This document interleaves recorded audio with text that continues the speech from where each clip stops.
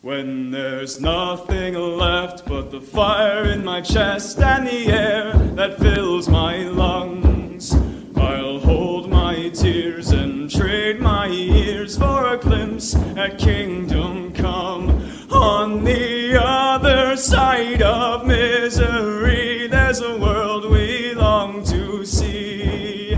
The strife we share will take us there to relief and sovereignty. Oh, by God, we'll have our home again. By God, we'll have our home. By blood or sweat, we'll get there yet. By God, we'll have our home. In our own towns, we're foreigners now. Our names are spat and cursed. The headlines smack of another attack, not the last and not the worst. Oh, my fathers, they look down on me. I wonder what they feel to see their noble sons driven down beneath a coward's heel. Oh, my God, we'll have our home again. By God, we'll have our home. By blood or sweat, we'll get there yet. By God, we'll have our home. The road is dark, the way is lost. My eyes, they strain to see. I struggle forth to find a friend to light the way for me. Oh, brothers, can you hear my voice, or am I all alone? If there's no fire to guide my way, then I will start my own. Oh, my God, we'll have our home again. By God, we'll have our home. By blood or sweat, we'll get there yet. By God, we'll have our home. Oh, by God, we'll have our home again. By God, we'll have our home. By blood or sweat, we'll get there yet. By God, we'll have our home. Featured story, how racism still affects millionaire donors of color. A report, which means it's BS. A new qualitative study of 113 millionaires who happen to be non-white, that nearly all had experienced racial or ethnic bias. Well, we'll unpack that, feed it to the garbage disposal. Going free lesson of the day, the path to becoming an anti-white. Also, a message to all races, peoples, and groups. And finally, whites don't have a right to their countries. Your comments and calls, as always. And then there's this. A kid finds a magical lamp. He rubs the lamp, and a genie appears and says, "What is your first wish?" The kid says, "I wish I were rich." The genie replies, "It is done. Now, rich, what is your second wish?"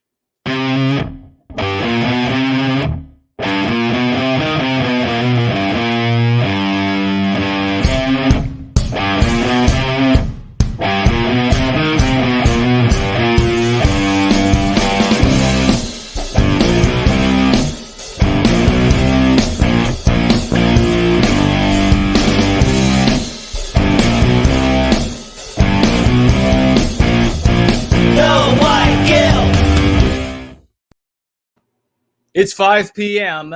in the once great state of Virginia, outside of Mordor on the Potomac, 7 in Sydney. What is it now? Is it 10 yet? Or it's not quite 10. It's 9 in London and somewhere around midnight in Moscow. We're going free. A good Sunday evening, Monday morning to every single one of you. It's wonderful to be here with you. Listen, over the course of this gathering, which is going to be about 4 hours, you may comment, you may ask questions. You can do that in any of the live chats on which you are watching this stream, this gathering. Tag me, please tag me. And if you see folks trying to write to me as Jay or Jason or white guilt guy or whatever it might be, please tell them to tag me as No White Guilt. I appreciate that dearly. You may also head on over to Entropy. The link is in the description below, and you may write a question in the question widget, also known as Tall Kevin widget. You may write it there. It won't scroll away. It will stay there until you or I delete it, as you all know who are regulars here. You may also financially gift over there on Entropy at a cost of 15% to you. You may, at a cost of 15% to you as well, financially gift over on Odyssey. And I can watch you all right over here to my left, your right, and everything appears to be running beautifully. A wonderful hello to everyone who is over there. Splendid to see you, as well as everybody on D Live. Remember, tell all your friends. Everybody's doing it now. They should just take a hit off of the Going Free Gathering and see how much they like it. If they're good people, they'll stick around. You can financially gift also on Cash App, and that's at no cost to you or me. And you can find all of those URLs in the description below. And I will be checking those over the course of the gathering. Everybody who financially gifts will have their question or comment read no matter what, even if I have to change it a bit to protect the channel from the anti-whites. But also, I should say to protect me and my integrity and my morality, because if you say really disgusting things, I'm not going to read them. I will change them to your chagrin until they are able to be read by yours truly. So, how is everybody doing? And let me turn around here and I'll take a big look. There is the great Brand Danger and fit and healthy at any age.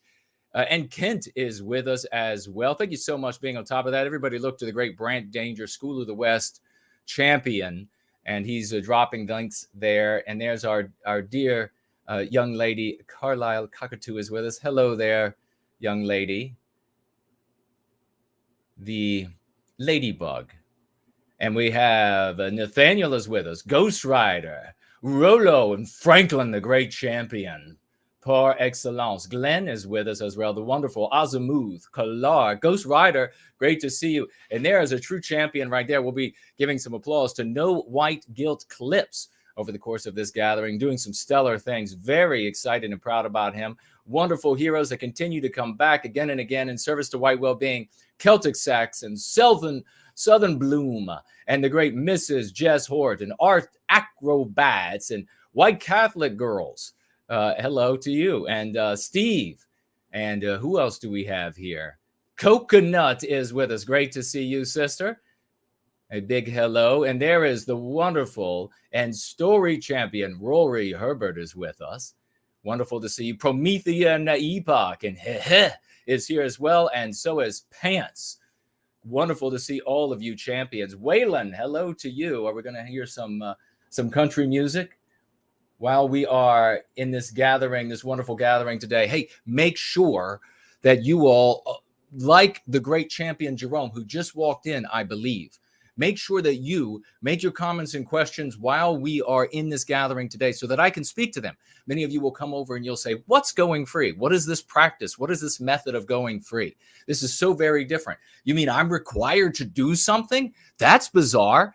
And then if the requirement goes beyond just listening to doom documenting and doom dissecting, it's come to a conference, come to a meeting or something, and that's the end of it. No, we have something completely different here. You will revolutionize your own life. You will revolutionize your own potential. You will change who and what you are. Every single one of you has the spirit of the West walking inside of you. If you are a child of the West and you fail over the course of your life to come near that great power and that great potential that you have seen in our best, our brightest, our loveliest, our most ingenious members of our community, you have failed to approximate, to come close to that talent because anti-white ideas are inside of you. You have absorbed them. They have been force-fed down your throat over the course of your life. You cannot be your best until you treat yourself for those anti-white poisonous ideas, which we refer to very simply as meme pathogens. You know what a meme is. You know what a pathogen is, I hope. You put those two together, you have poisonous ideas, ladies and gentlemen. It's that easy. When people show up and they say, there's a whole set of words there and words are tough, they're just showing that they're dumbasses. But we're not dumbasses here. We're getting the job done. You know what I was saying last week, though? I did make an error, I think. I think last week I said we had started spring. That was accurate. But I did think that we made an error last week when I said that the dogwoods, but it's not the dogwoods. I meant to say the pear trees are out and they're in full bloom. And so, of course, are the cherry trees, both of which are looking marvelous. If you could just see them now here in the once great state of Virginia, all along the Potomac, other side of which you find Mordor, a black belching beast with a big white house, believe it or not, and a big white Capitol building, but nonetheless a black beast of hell that resides there in Mordor, just across the Potomac, about this way, not very far. I'm thinking about cutting a window right there in the wall so that you all can see DC while we are gathered here every time. Great to see Iraq Syndrome is here as well, and so many great champions. It's wonderful to be amidst true heroes in service to White Wellbeing. Love every single one of you. Let's take a look. We did not have any anonymous financial gifts over the course of the past week, but you can also financially gift with cryptocurrency. And you may do that by heading on over to nowhiteguilt.org, nowhiteguilt.org. And once you get there, you click on the financial gift tab. You will find there a snail mail address. You can write to me snail mail, believe it or not. We still have those kinds of things. And you can financially gift with a cryptocurrency. There are several to choose from, and look forward to those. They are still, yet many of these currencies still have enough value in them that you could do a great bit of good for White Wellbeing, at least until the governments of the world decide to regulate these things and come to destroy the value. So I'll take a quick look at what's being said. Red Radar is here, and we're going to get underway with our very first story, our highlighted story of the night: how racism, which of course is an anti-white slur, anti-white concept, which means it is immoral to care about white well-being. Therefore, we do not use it. How racism still affects Millionaire Nonwhites report. So, of course, they say donors of color. That's just people of color. So remember, we don't use that concept either because it excludes Western kind from humanity. It is a disgusting anti-white concept, a disgusting anti-white slur. A new qualitative study, which means it's bullshit. A new qualitative study. Let's see if we can raise the mic. And we can. Trying to hold back the magnetism that I have. Just good people just suck right to me. Happens all the time. The bad ones absolutely repel. It's a magnetic force. It's a magnetic force.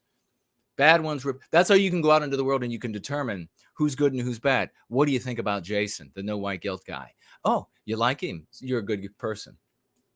Let's keep this rolling. Looks like everybody is clear over here. Please share the URL while we're together. You know we're being suppressed. Potter's Ground is with us, knows we're being suppressed. Potting in the ground, knows we're being suppressed. Great to see you.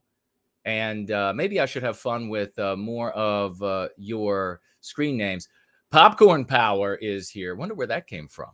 I used to do that quite a little often. We have First Last, the great champion, is with us. Wonderful to see you, brother. He's first and he's last.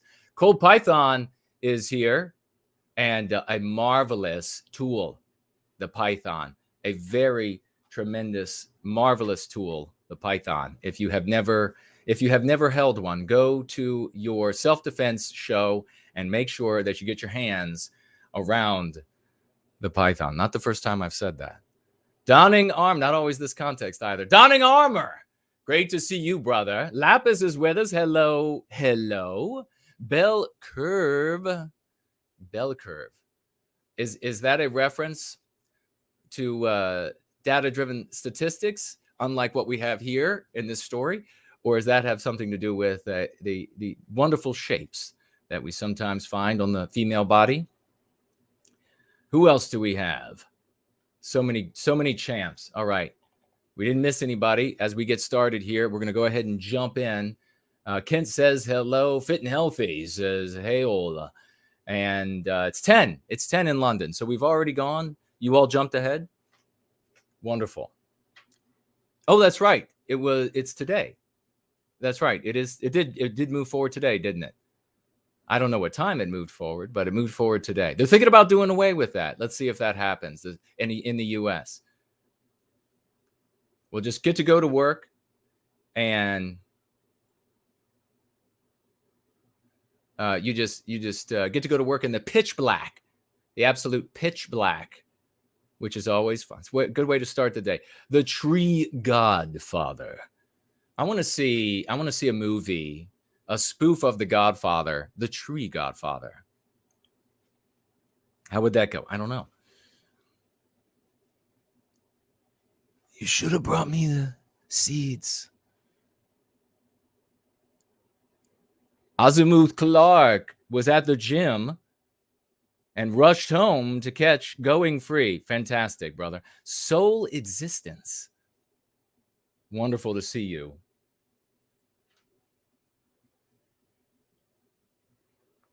How do you like the tulips? The flower of spring. If you can see them. I don't know. Many of you are watching on the smallest of phones. And everything in the room here is squinted as far as you possibly can get. But at least you can hear the gathering. Iraq Syndrome. And Reptile just showed up. Victorian Time Traveler. Great to see you. All right, we're going to jump into this. Vexed is here. All right, this is over on U.S. News. So not a fringe-dwelling outfit, although we would like them to be. How racism still affects millionaire donors of color. Can you believe it? I feel I'm just hurting for these millionaire non-white people. And here when they're talking about millionaires, they're talking... Oh, donors of color. Let me do that. When they're talking about millionaires, they're talking about, it would appear, deca and centimillionaires. So these are not like, not even somebody who maybe just crossed the $1 million mark by way of their assets that they own. These are people who have liquidity, my friends, liquidity. Piers Taylor has decided to show up with 10 koala dollars. And those are some of the nicest dollars on planet Earth, koala dollars. Thank you so much from down under. It's great to see you, good brother. Wonderful to see you. And let's see who, as we move on, ladies and gentlemen, remember, we're going to be talking about how do people become anti-white. That's a very curious thing. And you need to understand how folks become anti-white, both white and non-white. How do they get there? What is the seed that causes, going back to the tree godfather, what's the seed that causes people to become anti-white? What is that root cause? Yes, you like that, didn't you? Pun intended. What is the root cause of it? That's very important to understand, because if you can understand that, then you can understand the anti-white. And if you can understand the anti-white, you can understand anti-whiteism. Understand anti-whiteism, you know the reason for why everything happens in your life, and you know what the destiny will be if you stay in that story. So it communicates to you a great bit of information. We're going to be talking about that. And white people, are they allowed to have countries? We're going to answer that and how you should respond, of course. And here you have over here on D Live. Hello to everybody over there on D Live. And you have, let's see. Oh, it looks like the Traveler is with us, and Jack McDaniels is with us. So is the one and only Ford Null is over there. Wonderful to see you all. And so is a jealous little individual from Cult Nat circles. And we feel sorry for you. We feel sorry for you, especially for that micro thingy that you wag ever so slightly between those emaciated stick legs of yours. And he's trying to sow doubt into your minds about the good that we do here in service to white well-being. Anyone, and that's what this person is trying to do, anybody that comes to you and says that it is wrong for those in white sympathetic circles to raise money in support of white sympathetic activities is an anti-white SOB. Because liquidity, money, is what makes this world go round. Money defeated religion a long time ago. Without it, you can't do anything. So such individuals would like you to be impoverished.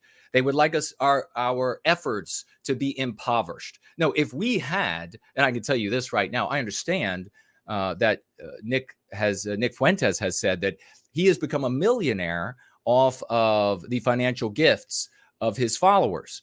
And if that were true here, even half of that, even a quarter of that, look at what we've done with none of that. Look at what we've done with the paucity that we have of that. Could you imagine, even with a quarter, with a half, 3/4 of that amount of money? What about 5 times that amount of money? What could we do with the method, the lexicon, the dialectics of going free worldwide? What could we do? You already know, since we've had so much success with nothing in comparison. Such individuals, you know them for who they are. So make sure if you're over there on DLive, you keep that name, you write that name down. Well, it may have been deleted over there, or he might have deleted it. You keep that name down if you saw it over there, so that you know when that person shows up, that is an anti-white. They're either cryptos or they are idiots. And they want us to remain impoverished, while the anti-white groups have hundreds of millions of dollars with which to destroy us. Isn't that interesting? Same thing we see, and I'll just say this and we'll keep moving right along. A big hello to everybody on Odyssey. Same thing we see when it comes to the anti-whites, these big organizations. They're hundreds of millions of dollars. It's interesting how we discover, like this Azov group in Ukraine, that they are financed by extraordinarily wealthy anti-whites. Well, that's how it is every time. How many times do you need to see one of these Nazi groups in the United States and discover, whoa, a year later, 5 years later, whatever, they were actually financed by anti-whites, millionaire anti-whites. I wonder how this works. It takes a lot to compute. So follow the line of thought, and we're going to get right into this story here. It takes a lot of computing power. Let's see. The anti-whites teach our brothers and sisters over the totality of their lives, cradle to grave, that to be a Nazi is, in any iteration of that, is to be a demon from hell. It is to want to murder all the non-white people, all of their babies first, I'm sure. And that's what it is. They learn that over the course of their life. Whatever truth or falsity there is to that, I don't care. The point is that I'm making with this argument is that they teach our people over the course of their lives that is total evil. And then they end up financing Nazi groups, so that when anyone ever stands up and says, no, we should not be behaving this way. That's not who we are in our hearts. That's not what we want to be. That's not what we want for non-white people. That's not what we want for ourselves. That's not what we want for our countries. You see these scum slither in and they say, no, we have a litmus test here, and you have to behave the way we want you to behave. You need to look like the demon in their story. I wonder how it came to that. I wonder how. I mean, it's almost like the anti-whites planned it. It's almost like they planned it. Teach everybody what evil looks like, and then restrict your opposition to that evil. Wow.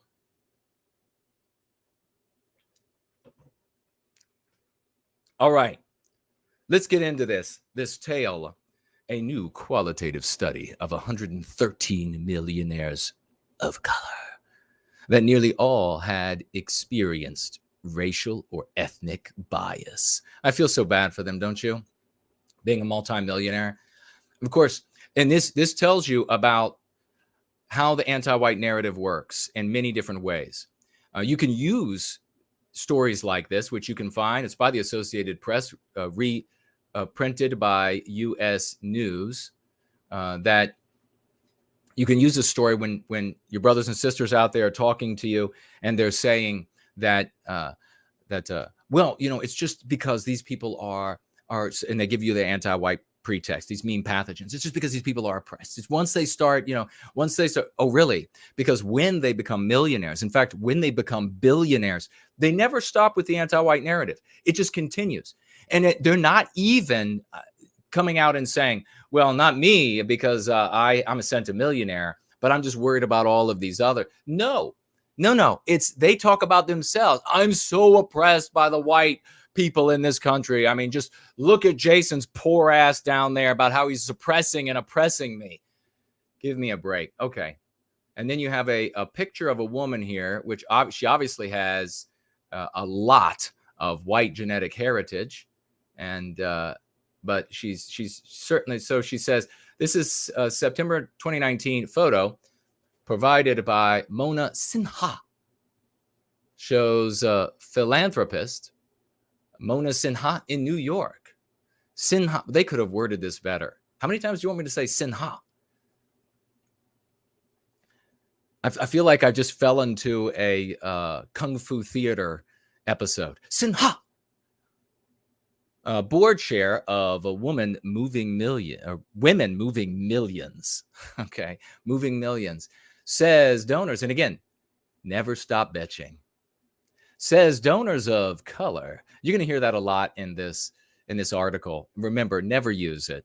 Non-white millionaires often face the same barriers as grantees do. Oh, bullshit. Okay, so the money they give to folks, they bequeath to people. The money they give to them in their struggles, which whatever those might be, it's not because of white people, I can assure you of that. But whatever they face, this multimillionaire faces it too. And Ultra Testosterone is here. Itch That Mitch is here. Great to see you.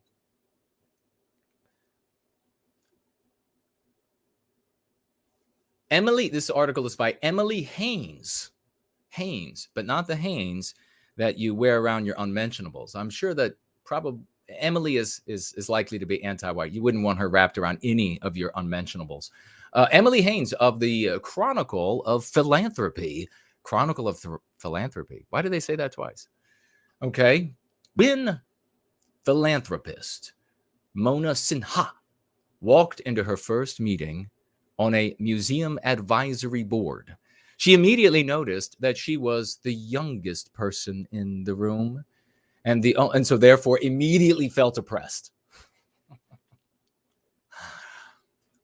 in the room, and the only person of color. There, you could have left that word out. Boy, the writing quality has really suffered, like everything else in the West, as people have stopped getting hired on the basis of their competence and are now hired almost entirely on the basis of their race and sex and gender decision that is in contravention with the way they were born, I guess.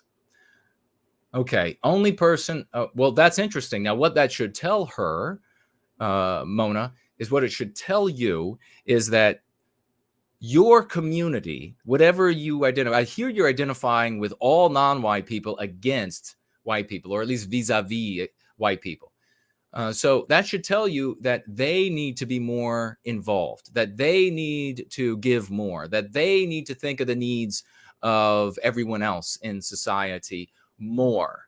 That's what it should tell you, Mona. A sane person would think that. But no, since Mona is anti-white, bitch, she's going to conclude that it's your fault, common laborer white man. You're the reason why multimillionaire non-white people are not as philanthropic as their white peers, according to Mona, not according to me. I haven't been in these places, so who knows what's happening. I'll just wait for CNN to report on it. Instead of being welcomed as a new colleague, fellow members of the advisory board asked if she was a fundraiser for the museum. Really? How are you dressed when you went in there, Mona? Such experiences often make people of color feel unwelcomed in philanthropy. Okay, that's why. So now we see. So I have been places dressed perfectly. I mean, as you all know, when I am wont to get into the fine threads, I look magnificent. And this seems to happen more often when I wear a vest with my suit. So if I have a vest on, for some reason, I have been asked several times over the years, more than several, if I was organizing or I was a participant of the help. And at no point did I think, oh, this is because I'm white and they just want to discriminate against me. No, that's not it at all. So Mona, you need to suck it up And you need to understand that that kind of thing happens, not just to non-white people, happens to anyone and everyone. In fact, I would think, Mona, your age had much more to do with it. I'm going to go ahead and guess that while all the old people there that finally got to having millions of dollars, while they were all the white people there were old, while they were all senescent. And then you, a very young person, comes, I'm probably waddling in, I'm guessing, waddling in, you're a millionaire, but they're not going to think that because they're going to think you've got to be old like them. So instead, they look at this young person and think this young person is part of the staff. That makes perfect sense to me, Mona, and it should to you too. And maybe that's the reason why I had questions like that over the years as well, especially when I was younger. So maybe that's the cause of it, Mona. Maybe it's not because white people are evil. And maybe the reason why there aren't very many non-white people in those circles is because they don't want to be there. Have you thought of that, Mona? Maybe it's because they just don't want to give philanthropically. Maybe they don't want to princessly distribute their money to other people. Although maybe they do. I don't know. But you're pointing out that they're not there and you're looking for answers. And you don't want to blame the folks who are responsible. Get over it. You know what else is interesting here? If non-white people wanted to give their money away to universities, to the poor, to the what. And by the way, I've noticed more than a handful of times over the years that when non-white people are giving away, not all of them, by no means, there are wonderful folks out there of all races, but specifically we're talking about non-white people who give charitably to everyone. But I've noticed that often non-white people who have money to give it only to their particular group. White people never do that. But we're, of course, condemned and punished for it. The ones who have the money to give, they're not condemned and punished because they have a way to escape the victimization. But folks like me and folks like all of you, you have no way to escape the victimization. So we're the ones who have to suffer because white people are only giving to white people. But in reality, that never happens. In reality, you do see non-white people only giving charitably to non-white people. And it's accepted as part of the anti-white narrative as the right thing to do, the moral thing to do. It's just okay for them in the anti-white narrative, which is why we don't stay in that story. Let's continue. Sinha says the emotional toll. I mean, the dollars can't even make up for it, the millions. I tell you what, I would feel a lot better if I had hundreds to fan myself with. I could deal with a lot more just stress if I had that kind of money. Let me tell you, gas prices going through the roof, and it's making me think back to when I was a very young man out on my own and probably about 19 years of age. And in order to get from point A to point B, I may or may not have had to siphon gas from very expensive automobiles. I may or may not have done that to get from point A to point B because I just had so much money. I had so many connections as a white person that just grow out of me as a white person. So much emotional toll of operating in a mostly white environment. You mean the environment that enabled you to become a multimillionaire at such a young age that people who finally have their millions in their dotage look at you as that surely she can't be a millionaire. Look at how young she is. And she does look quite young. Let's continue. Let's see, this big stress. So this environment of the West that enabled her to become, and also not only enabled her to become a multimillionaire, but didn't stop her. I mean, supposedly she is just encumbered by these monstrous white people who are doing everything they can to keep her down and to destroy her and other non-white people. And yet somehow non-white people become millionaires all over Western civilization. Isn't that something? It's almost as if the anti-white narrative is hogwash. It's almost as if it's fake. So she's going to complain about that environment, though. So let's continue. I mean, really, come on, tell me. Tell me how bad it is, non-white, anti-white, millionaire. Tell me how tough it is. Let's get, actually, you know what? Let's have a cup of little cup of shut the hell up. How about that, Mona? Little cup of shut the hell up. You can tell me how bad it is for you with your millions of dollars because you live in a country that enabled you to become. I wonder where your non-white heritage, those countries countries, if you were to trace it back, I wonder how easy it would be for you, a woman, to become a millionaire. I wonder. Let's continue. Where is this article? Where are we in this article? Emotional toll of operating in mostly white environments has discouraged many wealthy people of color from seeking out philanthropic leadership roles. What excuses? Nothing but excuses. And it's all white people's fault. Can you imagine? Can you imagine the emotion? What's the emotional toll, Mona? You can't get the Ferrari on Tuesday. You have to wait to get the Ferrari on Thursday. You can't get the $3.2 million house. You have to get the $3.1 million house. And of course, none of those things are white people's fault. That's the market at work. But it's an emotional toll. It's an emotional toll.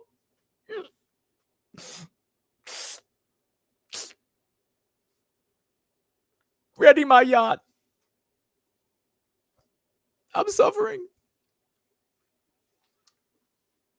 And then to use that as an excuse. That's why we don't give. That's why we don't support poor people. Because we have such an emotional toll of living in Western civilization. My God.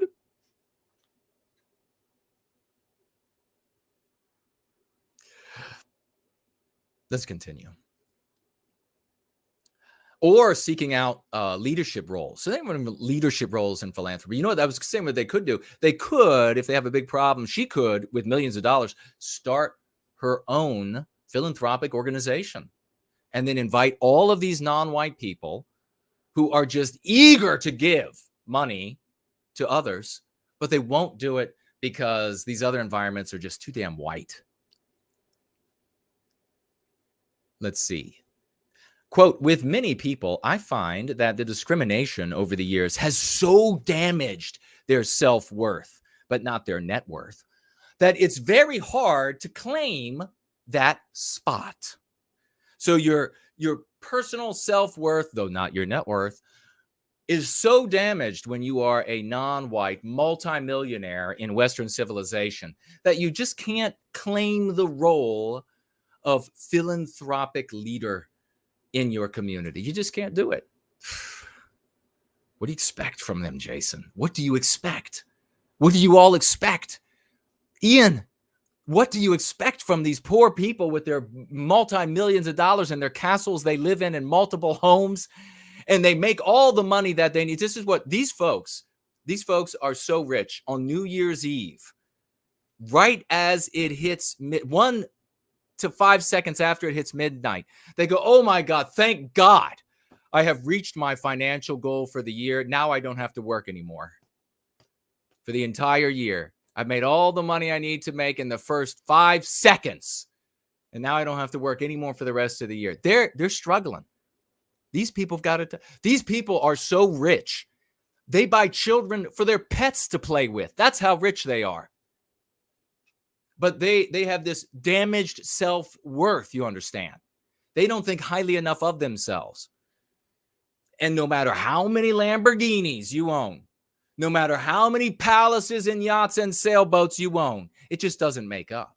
It just doesn't. So you need to head back to the federal government. Many of these non-white people, they produce wonderful ideas and products for the community, and they get wealthy because they have provided a service or a product to the community. But there are others who get wealthy because they are given money called grants that come out of my poor ass's back pocket. You take a look at my poor white ass and take a look at that pocket's that back pocket where that wallet sits, not very thick. Other parts of the pants are surely filled out, but that pocket in the back, not very thick. But some of these folks out there, who happen to not be white, they're able to go get grants. They're able to get loans that are forgiven. And all that money's got to come out of somebody's pocket. I'm one of them. You're the rest.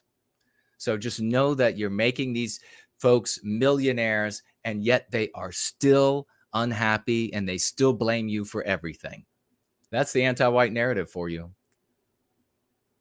A new qualitative study, which means it's not an actual study at all. Anti-whites do this all the time. They conduct their own research. It's called advocacy research. Advocacy research. Advocacy research. To get answers that they want, and then they cite that shit, that garbage, when they write articles, when they write bills.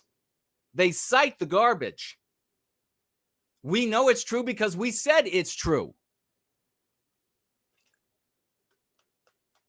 This is tough. A new qualitative study, we having fun yet? Of 113 millionaires of color found that nearly all had experienced racial or ethnic bias. Really? Really? He looked at me wrong. Did you see that homeless white man as I got into my $150,000 Jaguar? Did you see how he looked at me as he crawled into his cardboard house?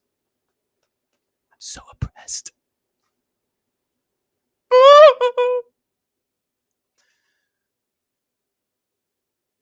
It's so obvious, but it's also very profound. Says a report, co-author Hallie Lee. No way. Is that really your name? Hallie Lee? That's actually kind of fun. That's a fun name, Hallie Lee. But don't pronounce it Holly. No, Hallie. Hallie Lee. Hallie Lee. Hallelujah. Hallelujah. Do you think they were holy? I doubt it. This is the new holy rolling, and it's about anti-whitism. Hallelujah. Founder, partner at Radiant Strategies. I cannot tell you how many weave shops I have seen with the name Radiant in it.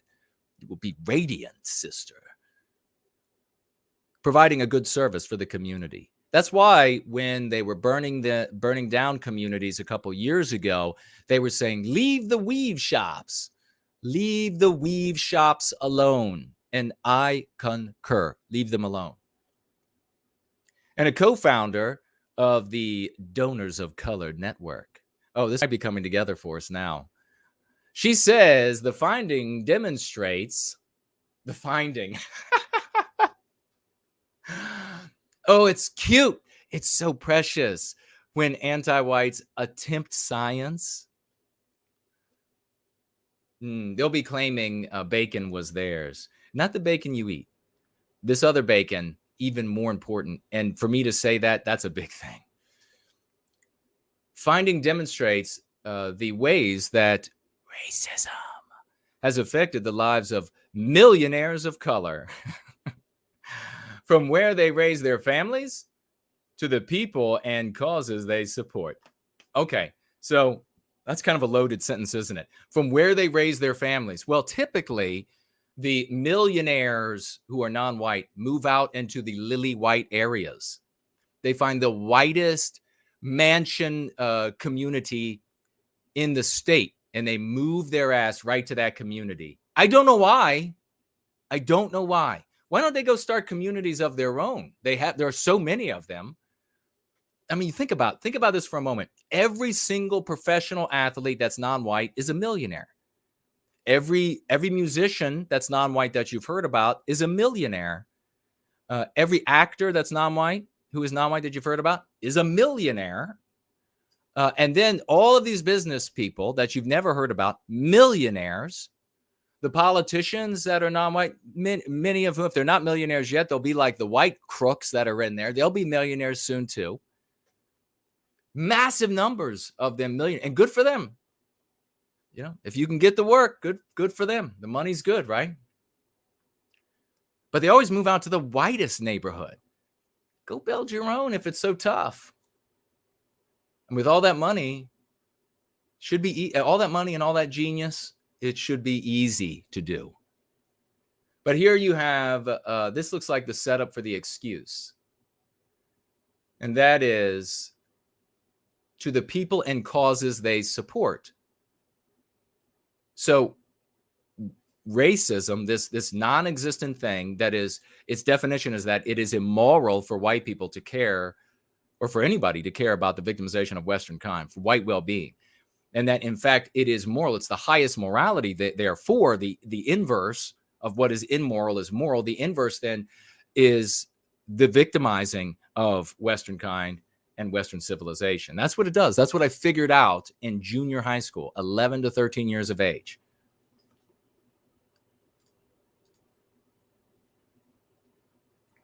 It's none of their own decisions.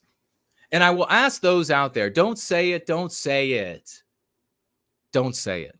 I will ask those out there who have worked in the service industry, what is the tipping like from certain groups of people? Don't say it.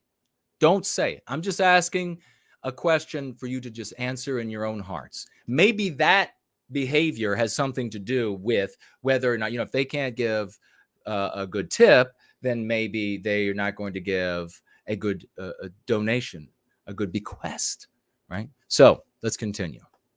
Maybe there's a connection there. The study was released, Wednesday. Oh, it is so cute, isn't it?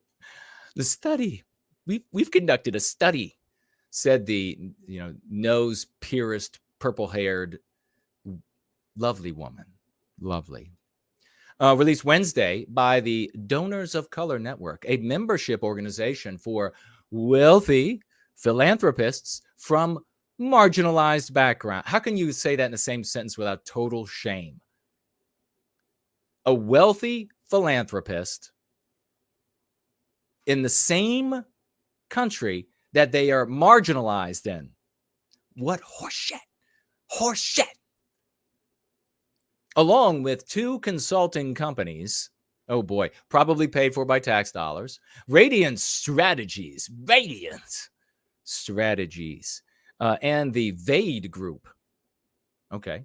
From 2016 to 2018, Lee, Hallelujah, and a research team traveled to 10 U.S. cities. Oh, on taxpayer dollars, probably. But ask CNN. Everything. I'm just entertaining you. You go to CNN for the truth. You come here for a chuckle. 10 U.S. cities to conduct 90-minute conversations. Now, this sounds scientific. Forget Aristotle and Bacon. Forget them. I mean, they conducted a conversation in several cities. No wonder it took Western kind so long to walk on the moon and to get out into space. Because we were doing things the ass backward way. We thought that our scientific method made sense. But clearly what we should have been doing is having conversations to get what people feels. What's your feels about this? Oh, it's Whitey's fault? Proof. Cite it in the next law. Hallelujah. 90-minute conversation with donors of color who had 1 million or more in cash on hand. Now, my friends, let me reiterate what I said earlier. These are not people who have a worth of $1 million, which is still a ton, right? If you combine like all your properties together and all your assets, all your investments, you could buy a lot. There are people out there who have reached the $1 million mark of everything they have, but they haven't tried to convert it into a liquid state. And if they had, so you just have numbers, so it's unrealized. You hear a lot of talk about this right now from the Democrats in the U.S. It's unrealized liquidity, unrealized earnings. So on paper, it might say that they have $1 million or they're worth $1 million. But when they go to convert it to liquidity, it would come out to somewhere different. That's not who they're talking about here. That is still way above all the middle class. That state is above middle class, far, far and away. But they're talking about people that have $1 million or more liquid. their net worth, all of their assets, everything together, probably 10 million or more for that kind of liquidity. Yeah, more. Could you imagine $1 million cash? Wow. Okay. The result, the authors say, is the scribblers. The result, the scribblers say, is a, quote, qualitative snapshot, which means bullshit, rather than a representative sample. All right. Then they have a little cartoon here where they have a elephant being the Republican Party, and the elephant here is showing a picture of usually, I got to be careful, I guess. It's the image that they often show historically for a female bathroom. Now I'm not sure what they mean anymore by it. Okay. Nothing. They don't have anything dangling that I don't know anymore. So it's that. And the elephant is saying, what do you see? And then this black woman, self-effacing, says, I see an ink blot. She just, so let's continue.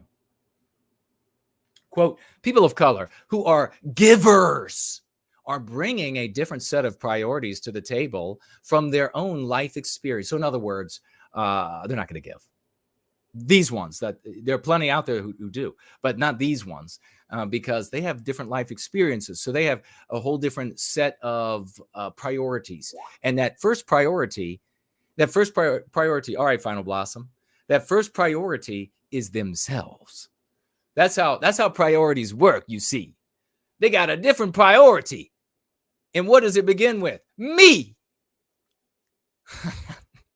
Anybody want to, could you imagine? I mean, the way this is sounding, it's like, I'm getting this image now that if you were able to peek into one of their meetings, they would all be hitting each other up for cash, even though they all have scores of millions of dollars or tens of millions. Different priorities.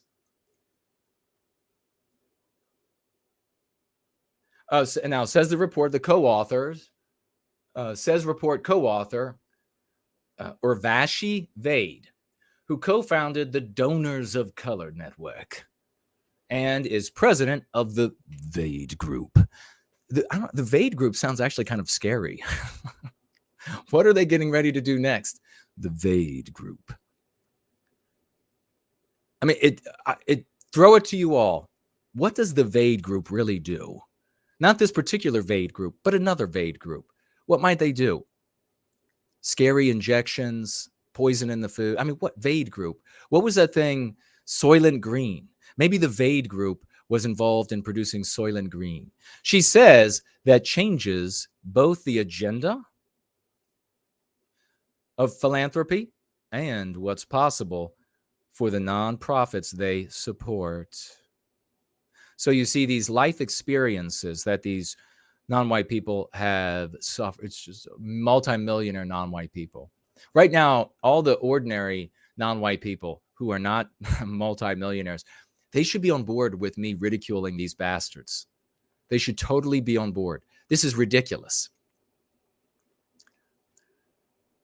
So their life experiences, how hard it's been being a multimillionaire, or centimillionaire, has been so tough that according to Urvashi Vaid, the agenda of philanthropy, how it's conducted and what is possible, has to be changed. Because nothing's possible anymore. I mean, you're not going to be funding like giant libraries that welcome everyone, right? You're not going to be doing that. So let's continue. Vaid points to the contributions of the donors to social and racial justice causes from 2015 to 2017. The years the researchers asked donors about their giving.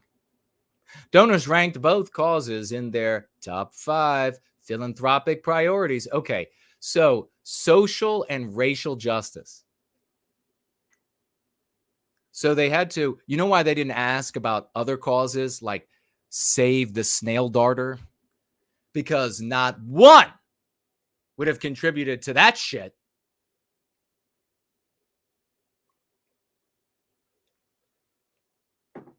Maybe that's not true. Maybe one would. Maybe one would. Ask CNN.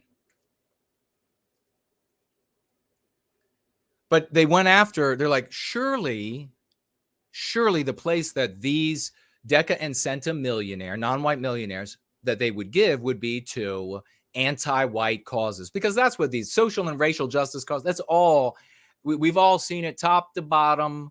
It is anti-white through and through. It's all about victimizing white people.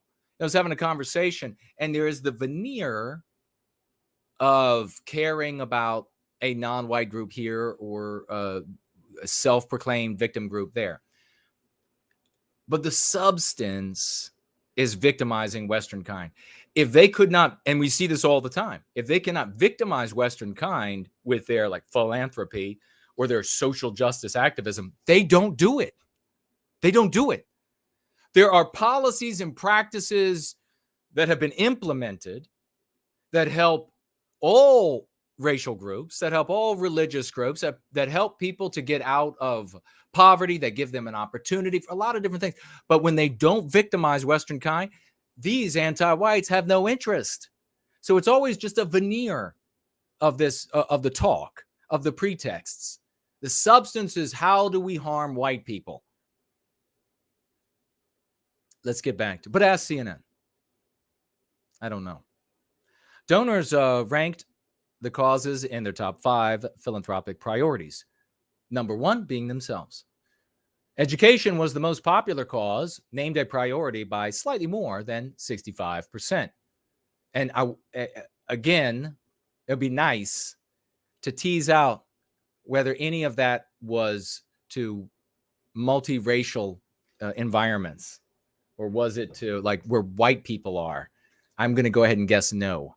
When was the last time you saw a billionaire non-white person roll into Appalachia and say, oh, this is dreadful, I'm going to put an end to this right now. I'm going to build multi-million-dollar centers and community and basketball courts, and I'm going to build all of this so these poor people can get education. We're going to get them off the drugs. We're going to get them stuff. No, never. Doesn't mean that a non-white person has never in some way, you know where you'd find a non-white person would be some poor non-white person that would feel for the poor white people in that. Then you would see it. Let's continue.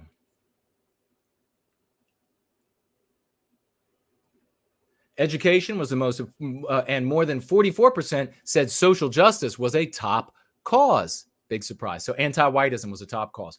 Closely followed by women and gender rights, more anti-whitism at nearly 40%. And racial justice, more anti-whitism at 36%. So it was all anti-whitism and education. I'm going to guess the education that they're talking about is anti-white.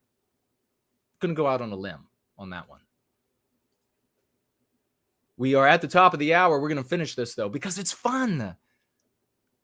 Because these anti-whites are great. The growth in racial justice, giving that has happened recently. The growth, quote, the growth in racial justice, giving that has happened recently, was prefigured in our data. Okay. Vade says, quote, this is a community that was giving heavily. Well, except you have no evidence of that, and you are giving excuses for why they don't give, because white people. The interviews with high net worth people of color in the new report, the co-authors say, draw a straight line from the donor's personal experience. We're doing call-ins. Yes. Yep. I want to have you all on. And personal experience, completing their personal experiences. So they completed higher education, experiencing racism. Stop being such a racism experienceur. And grappling with economic inequality. Whoa!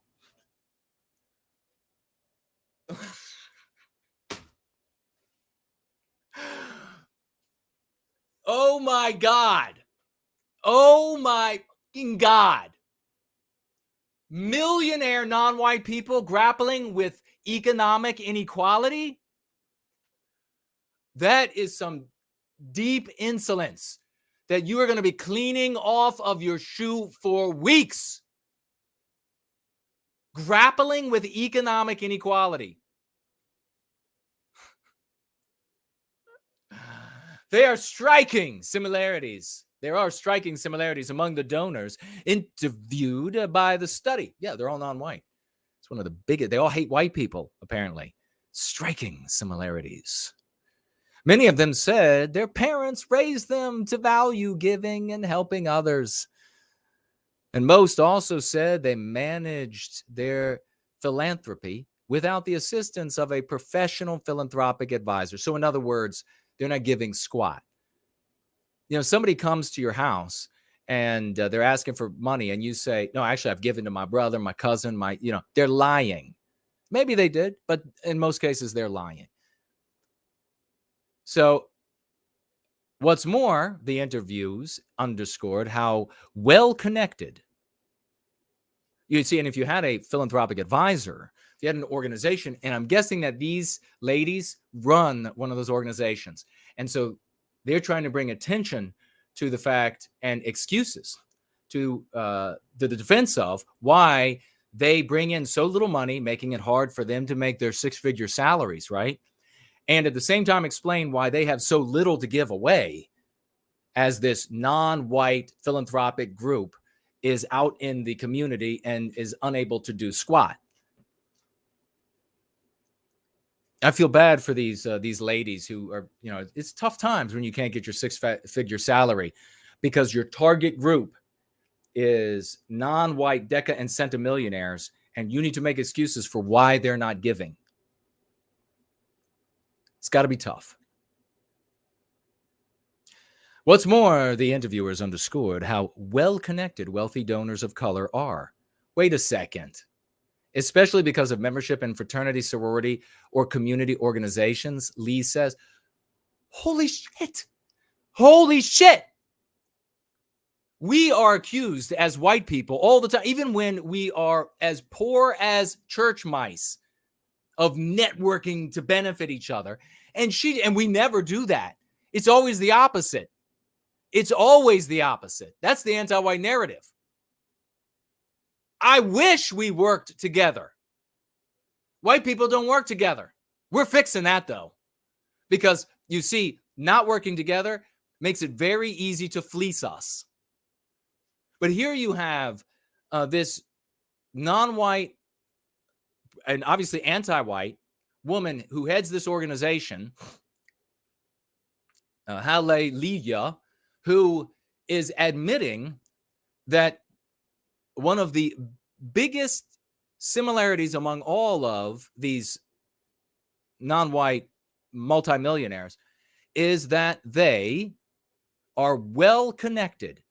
They underscored how well-connected wealthy donors are of color, especially because of memberships in fraternity, sorority, or community organizations. Like those fraternities, sororities, and community organizations that are just for this non-white group or that non-white group. But if you tried to have a white fraternity or sorority just for white people, you would be sued out of existence. Everybody would lose their job. You'd never be able to have a job again. The anti-whites would sweep in there with state and federal laws to ruin your life, to sue you into oblivion. You mean those organizations? That's how they're well connected, and that's part of their ability to make millions of dollars? Pot calling the kettle black. Projection, my friends. Anti-whitism, that's what it is. Another commonality among the donors interviewed is that more than 65% were self-made millionaires. Good for them. In a place that enables them to be self-made. A Western country, which means a white country, that enabled them and did not stop them from being self-made millionaires. I'd like to see where they do provide a quality product and service and they become a millionaire because people of all economic ranges have given them money for the product or service. More power to them. That's wonderful. You should acknowledge that it was a white country that enabled you to do that and did not prevent you from doing it.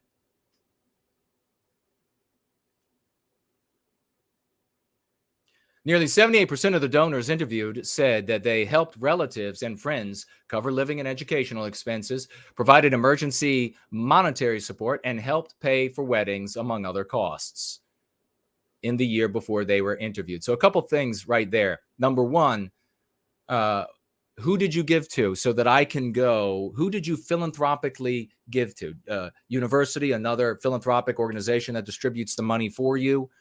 Who did you, so I can follow up about your financial giving? No, it was all private things. That it was all just, I hooked up family members and relatives. So that is evidence that they didn't do squat. It doesn't mean that they didn't give some money for a wedding or they didn't give money to cover some sort of a cost, but it does mean that it is far more likely that when you are a multimillionaire, that wasn't even a breath of money for you. So that's not philanthropically giving. It's not a prince or princessly sum. It is just a way to say, you're not going to be able to follow up on my giving because there is none. It's all private, just to family members and friends. Now, the second thing to point out there is that what would the world say? What would your anti-white aunt say if you had shared news about a white person hooking up all white people with cash, their friends and their family with cash? Well, it would be, well, that's what white people do. That's what because they're evil. But non-white people do it, and sure, that works. That's cool. I personally think it's wonderful. White millionaires and billionaires should be showing up. Elon Musk, I will paint a parking spot for your Tesla in my street.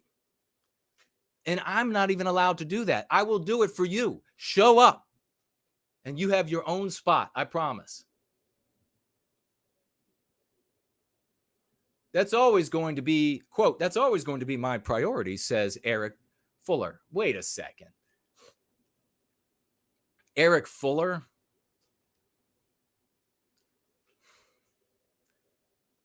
I wanted to see a name a little bit more similar to the names of the people who started this non-white philanthropic. This Eric Fuller.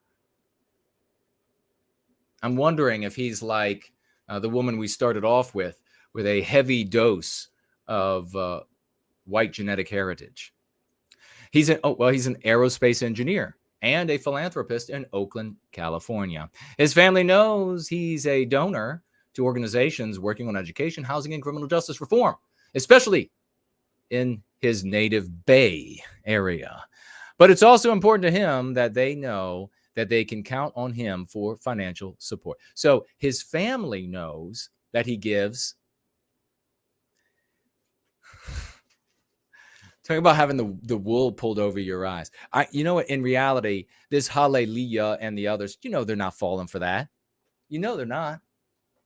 Only white people are gullible enough. Not this one. But only white people in general are gullible enough to say, oh, that's good. Good for you. So happy to hear that you're giving. And that I can't determine the truth or falsehood of that statement. Nonprofits need to understand the obligations self-made millionaires of color have in addition to their charitable goals. Their obligations that they have of family and, so of family and hooking up buddies and family members. Okay. Says Shindy Maxton. See, that's what I was looking for. A name like that instead of Eric Fuller. A co-founder of the Donors of Color Network and a co-author of this report. These little girls got together and they're like, let's do a report. I want to do science. Let's do science. Quote, if you are the Sierra Club, you're not competing with the National Wildlife Conservancy. You're actually competing with somebody's aunt or cousin. Oh, okay. Maxton says. So you're not going to get Sierra Club, I guess you say, that's white. And so you want to get the money from the white person. This is what she's not what I'm saying. You want to get the money from the white philanthropist so that that money doesn't go to the National Wildlife Conservancy, right? You want to get money, if you're one of these women, for anti-white endeavors, and maybe some that are good, actually good for non-white people. I don't know, but I doubt it. And you're competing with, oh my gosh, I almost said the name of an ant that would have been channel ending. I'm sure of it. You know the name of that ant. You're competing with that ant. Good. Food in the morning. Okay. Oh, and putting the nephew through college. Fundraisers can have tunnel vision. I mean, really, putting what college are they going to? Colleges are very expensive, but for deca and centimillionaires, that's a blink. Fundraisers can have tunnel vision when it comes to identifying. They're kind of revealing, these ladies are kind of revealing a bit much about what's really going on behind the scenes, aren't they? Fundraisers can have tunnel vision when it comes to identifying new donors, seeking out new supporters who look like their current ones. But when they seek out donors of color, they leave a lot of money and connections on the table, Fuller says.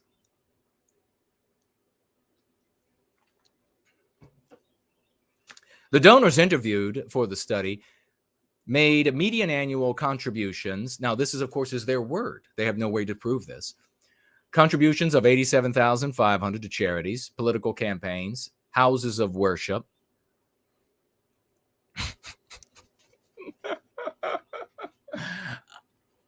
I wonder what kind of political campaigns might they be funding? That's charity, not helping children get food that are hungry. No, white people will do that. Houses of worship. I wonder which houses of worship are getting the money. No, they're not going to be giving money to handicapped children who need prosthetic limbs. White people will do that. Now they're going to be giving money to houses of worship. I wonder which ones.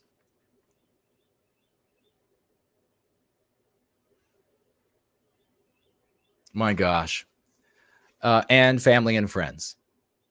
The largest share of donors in the report, roughly 30%, said they contribute $50,000 or less a year to those beneficiaries. More than 20% said they gave upwards. Now you're getting the money for millionaires who have a million liquid, $300,000 a year. And of those, 55% estimated their annual giving at $1 million. So those are significant sums. Now, it's their word. There's no way to prove this to these people. And those are probably anti-white endeavors, but who knows? We're almost done with this. And then we're going to roll into our Go Free Lessons of the day, which are going to coruscate like the nighttime sky. One way for nonprofits to build relationships with these donors is to hire fundraisers of color. Okay, so that means who's not getting jobs? If non-white people are going to get the job on the basis of their race, white people will be fired. Right? What we have a word for that. Is anybody going to jump in there? We have a couple words for that. You have hire and fire and selection. So if they don't hire these fundraisers of color, fundraisers are more likely to, or if they don't, fundraisers are more likely to connect mostly with white donors. So there you have it. If you don't have non-white people collecting the money, non-white people won't give. It's natural for people to now, and that's just an accepted hidden premise in this conversation, in this argument. But it would not be an accepted hidden premise if we were talking about white people. White people won't give unless everything is white and it's all for white people. If you were to say that, they would say that it's the most evil thing ever. But here they just say, well, it's perfectly normal. It's acceptable. It's natural for people to connect most easily with people who are like them, Maxton says. Oh, with that, I agree, Maxton. I totally agree. Maybe you should allow us to connect with ourselves. And we're not even going to ask you your permission, validation, or approval. We're just doing it. We're just doing it here in service to white well-being. And if you don't like it, you can go to hell. Quote, you are going to connect with people who are like you, whoever your team members are, she says. Quote, if you don't change the bodies in your organization, doesn't that sound almost demonic? If you don't change the bodies in your organization, if you don't white erase the people from your organization, and if you don't replace them with non-white people, if you don't change the bodies, that is ominous and evil sounding. If you don't actually have that lived experience inside of your organization, now that's one of the excuses for firing white people, a diversity fire. Diversity hire, diversity fire, diversity selection, diversity rejection. If you don't diversity fire these people, if you don't diversity reject white people, the bodies need to be different. Bodies, is that kind of what they want in the end for us? Bodies. Normally when you talk about bodies in that way, that construction there, they're not life, they're not living. You have to change the bodies. And then they have this little cute-ism of an excuse because these other ones have a different lived experience. You're getting money.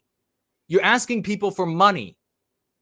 They use this same excuse, the same meme pathogen to get people into medical school, to be able to perform surgeries. It doesn't matter what they grew up as or what they lived with. What matters when you have to operate on my intestines or my brain or my mother's heart, what matters is if you are the best at it. That's what matters. I don't give a shit how you grew up. Well, your mother died, and it was the surgeon's fault. It was iatrogenic. It was the surgeon's fault. But you have to understand, they had a different lived experience. You.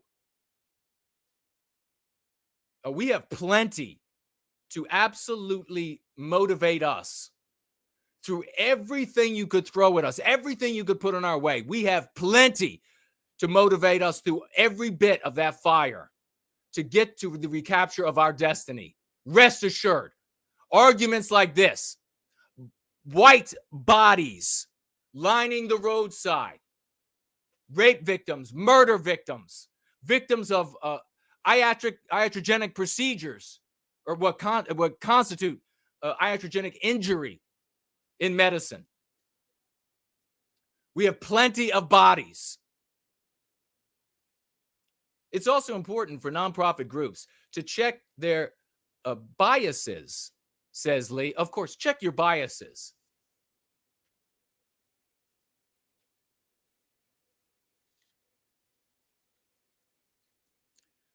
I have a suggestion for Lee. Hallelujah. Check your plane ticket because your ass is going somewhere else for a holiday. Maybe Hawaii. It's a wonderful place. California, Florida, beautiful places. Again and again, she says, donors told her about fundraisers. What? Oh, fundraisers who assumed their houses wouldn't be big enough? No, this doesn't make any sense. Again and again, she says, donors gave her excuses. Lee, come on, stop blaming white people. Blame these people. So my castle is not big enough for all of the wealthy people to come and hide out inside and have their little revival for philanthropy. These people, they have all of the most they're so wealthy. They have all of the most dainty procedures done to them. And that's how they fund. I mean, that's how these businesses that just do all these little dainty things to a human being That's how they stay in business, and they charge somebody all these little dainty things. You have everything that you could possibly imagine, even to the point of what is it called? Washing their colon. They have colon cleanse. They have like these very sophisticated, very expensive colon cleanse, while you have Taco Bell. Their houses aren't big enough for other wealthy people who could support the cause. Sure. Sinha, the philanthropist, puts it this way, quote, as a donor of color, we're better than white people. We are often faced with, she didn't say that. That was just a joke I tossed in. Come on.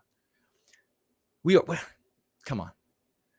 are often faced with the same barriers that many of our grantees are. And that, my friends, is the biggest load of bullshit you will ever hear on this channel.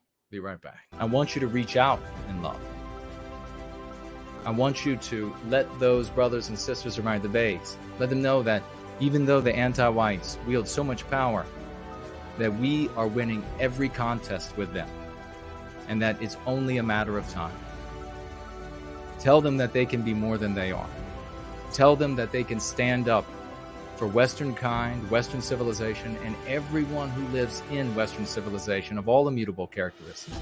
Tell them that there's a way that they can stand up for it in love with the moral high ground. Be gentle with them at first. Coming out of a story that you thought was the real world is one of the hardest things that folks can do.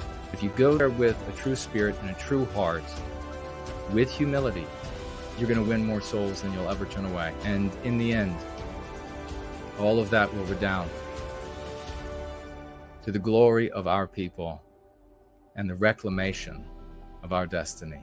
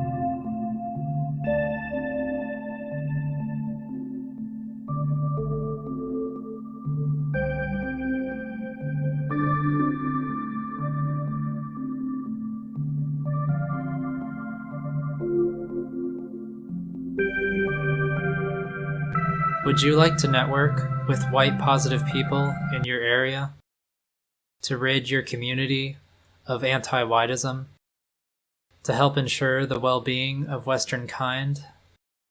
If so, please consider joining or creating a Go Free club. Go Free or Going Free clubs are dedicated to teaching the practice of going free of the anti-white meme pathogens preventing Western kind from protecting themselves from anti-whitism. By forming clubs, white positive members of a community can help each other to overcome the anti-white propaganda they have been infected with by utilizing the teachings of Jason Köhne's book, Go Free. Go Free clubs have been forming throughout Western civilization since October 2021. If you are interested in joining a club, simply reach out to the founder by email, and they will begin the vetting process to ensure you are white positive and willing to positively contribute to the club. You do not need to provide any identifying information to begin the vetting process, but you will need to meet with a club representative in person before joining an in-person meeting. In addition to joining an existing club, please consider forming your own if you live in an area currently lacking a club. Current clubs may be dedicated to entire countries or states, but as membership grows, clubs can begin to form at the city and town level. Mr. V, the founder of the first Go Free Club, is serving as the leader of the other Go Free Club founders. He will walk you through the process of forming your own club. Please reach out to him at gofreeclub@protonmail.com. Please help us to ensure the well-being of Western kind and Western civilization. Thank you.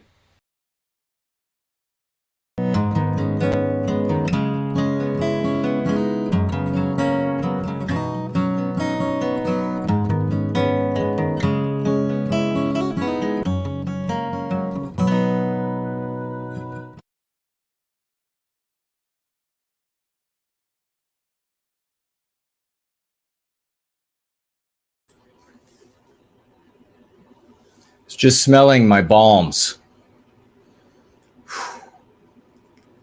They are delectable. My balms are heavy too.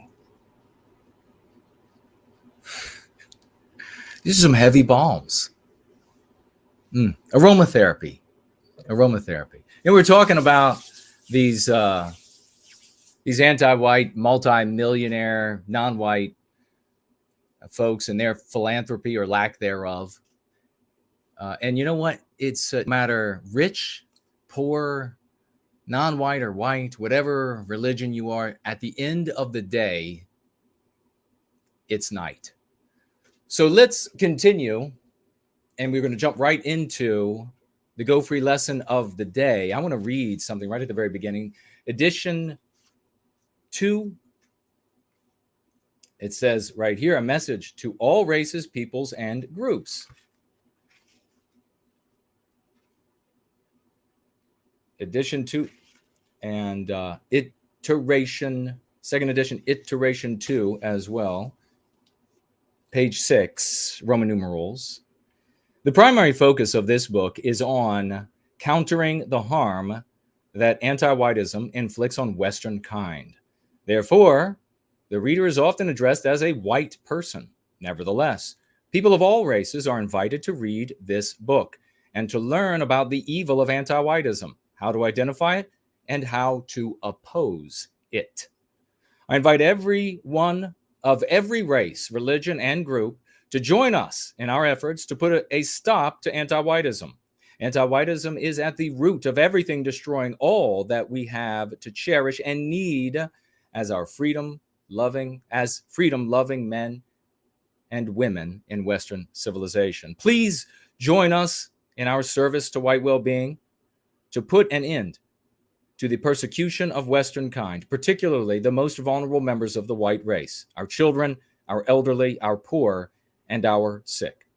I speak for all Westmen in service to white well-being when I say that we proudly honor all non-white people who have already added their voices to ours. In an age when you could turn a blind eye on us and enjoy the spoils of anti-whitism, you have shown yourselves to be among the very best of humanity. God bless you. So that is in Go Free, second edition, iteration 2. Wanted to share that at the beginning of the Go Free lesson of the day. We're going to be getting into the path to becoming an anti-white. That is on page 74. We're going to get right into that after I take a quick look at Odyssey. And hello to everybody over there. Let's see, Green... What is your name? Green something Revolution. Hello to you and welcome. And White Wellbeing Advocates is here. Great to see you. Says Promethean Hails. A big Promethean Hails to you as well, good brother. And we will jump on over to D Live. Who's over there? Western Biz. Promethean Hails. Says YouTube deleted my account. Well, it's great to see you over there on D Live. And if not there from now on, maybe if you get another account, we'll see you back over. But you are certainly welcome to stay there if you'd like. Sorry to hear that they deleted your account. The anti-whites, and I will restate just quickly for everybody. If you're going to create a YouTube account, let me back up. If you have a YouTube account just for watching, treat your other shows, not so that you could have content right now or content in the future.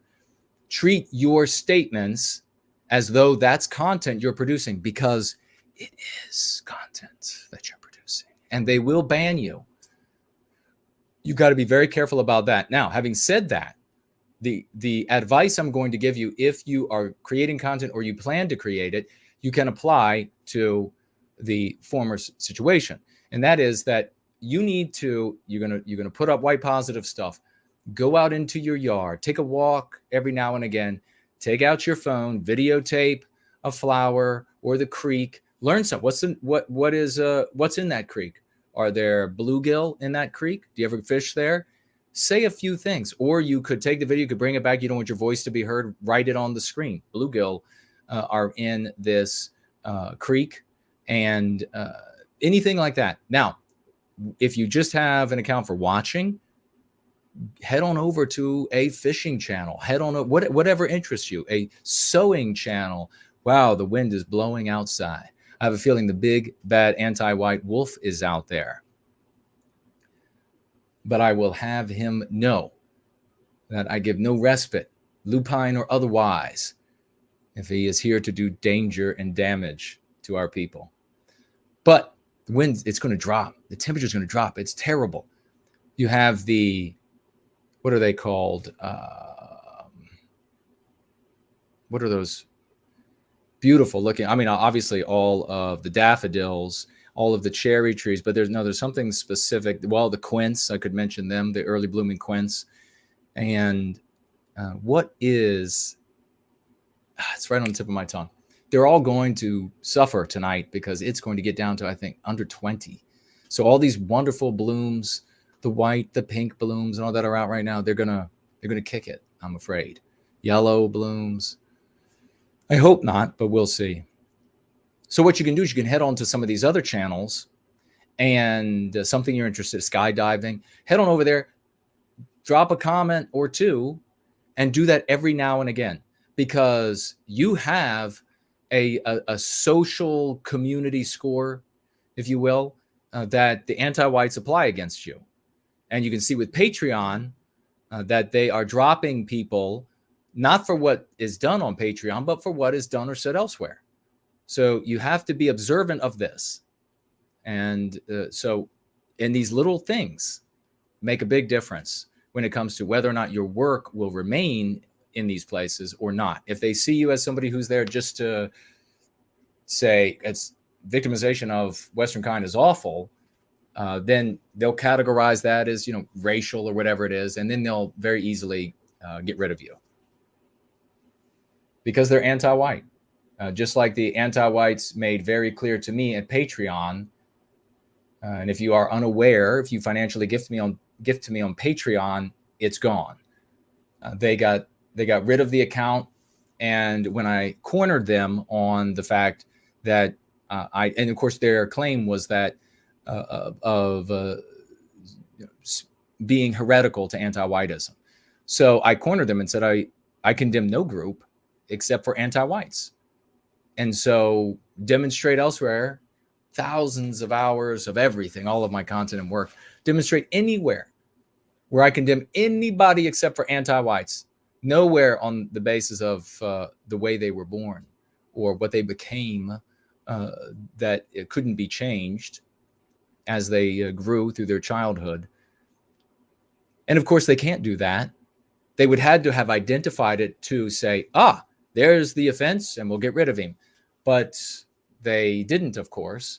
And so I said, well, identify it because I only condemn anti-white. So if you are deleting my account, it's because I object to the victimization of Western kind. Do you have a problem with that? They wrote back and they said, and it wasn't just like these pat, form statements. It was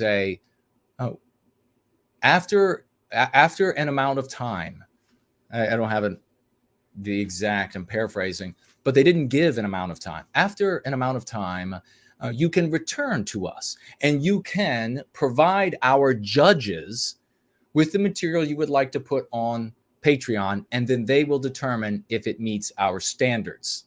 So in other words, it can't be heretical. You can't object to the victimization of Western kind. So you'll have to move over to, what is it, Subscribe Star? Is that what it is? I don't know. Whatever it is. I've got a couple other options there for you. So that is how, I'm sorry to hear that you lost. The Traveler is with us. Hello to you. Mangas is here as well. Nate, hello to you. Nate is brand new.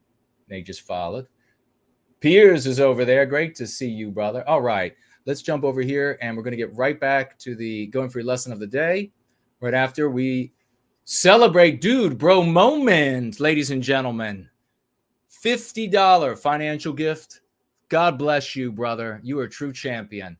Week after week, in what is otherwise a very dry period, week after week, this guy, Dude Bro Moment, $50. What a champion. He says, for White Wellbeing. God bless you, champion.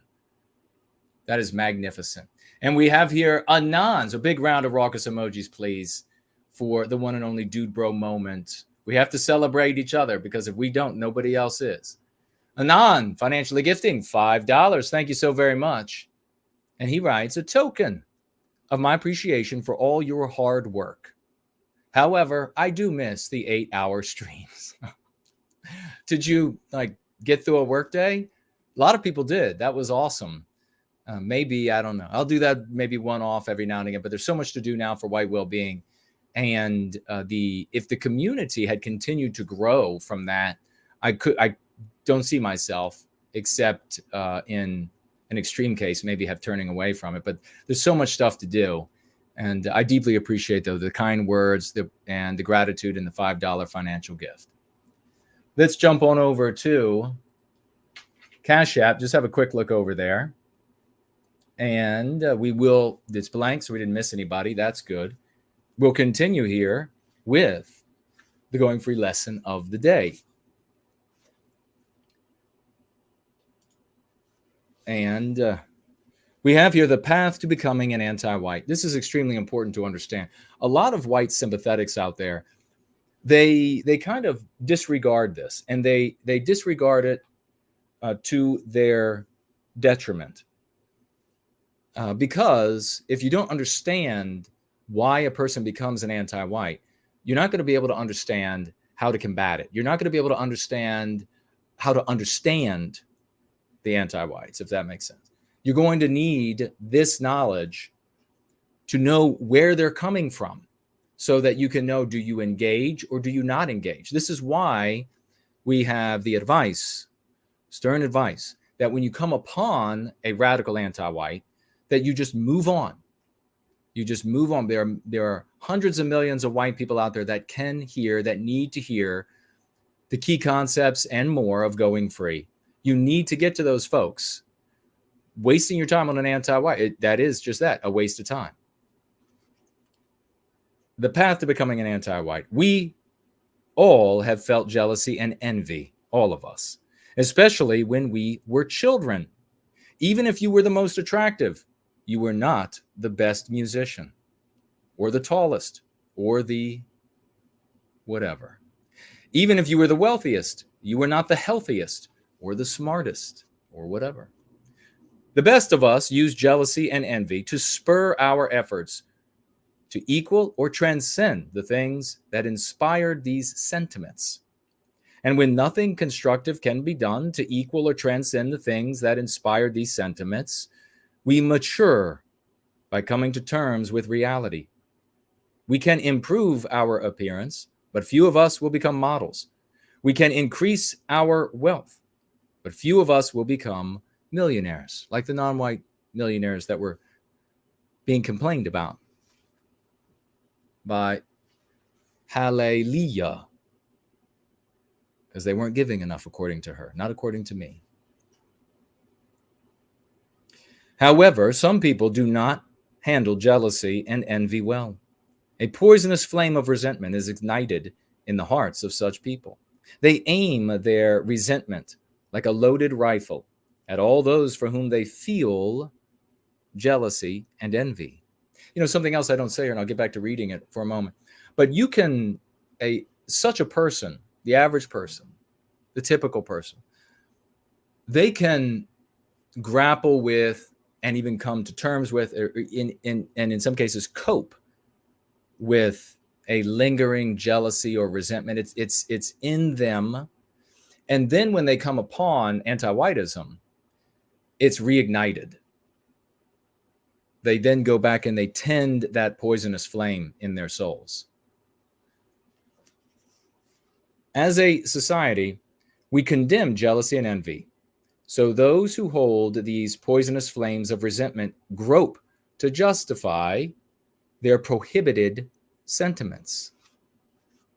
The keepers of such resentment are exceedingly susceptible to creating and adopting ideas, excuses, and ideologies that justify and legitimize their secret resentment. And more importantly, they are exceedingly susceptible to ideologies and organizing principles that, quote, right the wrongs of the things that inspired their resentment.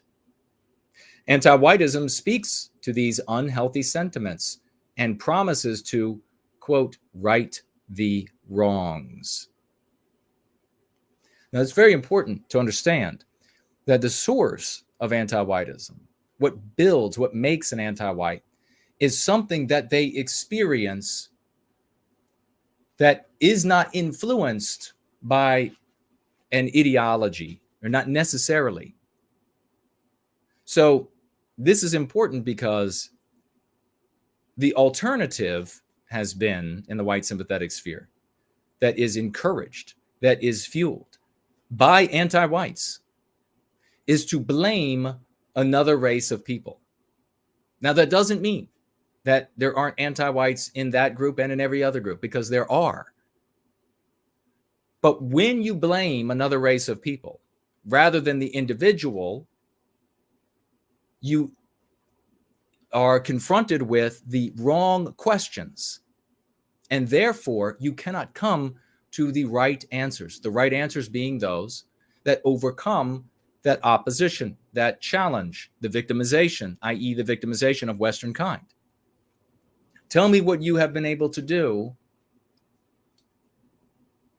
Tell me what you have been able to do by writing it down with the answers that came from faulty questions. And I will show you the blankest sheet of paper ever produced.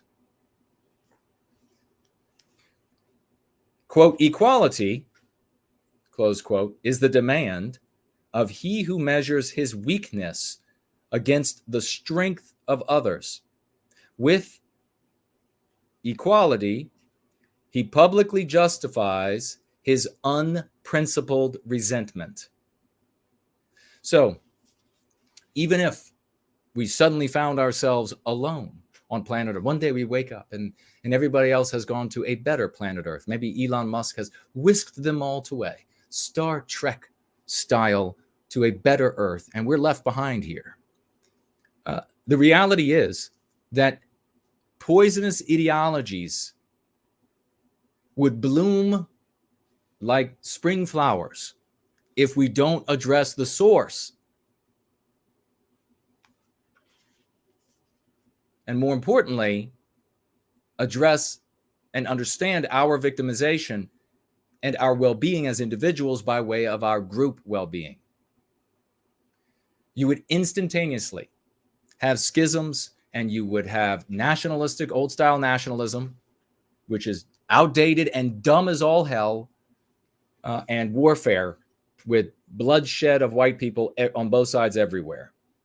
Both white and non-white anti-whites begin their sickness from the same place, jealousy and envy.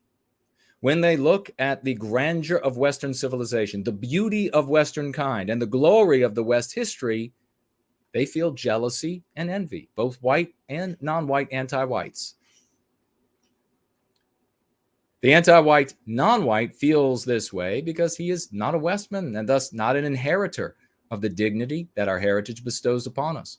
The anti-white Westman, or the white anti-white, feels this way because he does not see himself as a member of our people, and thus not an inheritor of our dignity.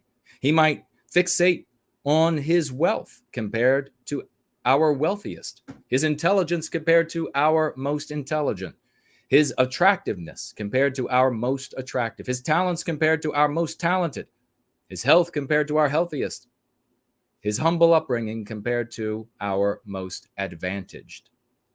Jealousy and envy highlight the disparity between these individuals and Western kind. And they call the disparity injustice, defining themselves as victims. But who's to blame? Fate, chance, God? Anti-whites cannot satisfy the desire for revenge on abstractions or deities, but they can avenge themselves on Westmen, who, by virtue of their existence, cause and benefit from the injustice, who, by virtue of their existence, are avatars for Western kind. So in other words, the poor guy at the end of the street, they can get to him, so they'll destroy him as an avatar for the totality of the people that they have come to hate and feel jealousy for. Every Westman represents greater advantage, even if he is disadvantaged. Every Westman represents greater beauty, even if he is ugly. This is the true aim of the anti-white, to punish the Westman for the feelings of inferiority that Western kind inspires in him. I'm going to say it again. This is more important. If you're not glued to what I'm saying, then you need to work on yourself a lot, because this is the most important thing that you're going to learn at this moment. The true aim of all anti-whites is to punish, and we put it in quotes because it's to victimize, to punish the Westman for the feelings of inferiority that Western kind inspires in him. As self-styled victims, anti-whites gain the right to self-defense, which enables them to inflict harm on Westmen in good conscience, and which justifies the most fanatical behavior and actions.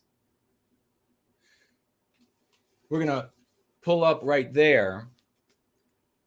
But if you have any sense, you had an epiphany the size of an atomic bomb go off, atomic flowers go off in your head. And you now understand, you now realize, yes, that is what's really motivating them.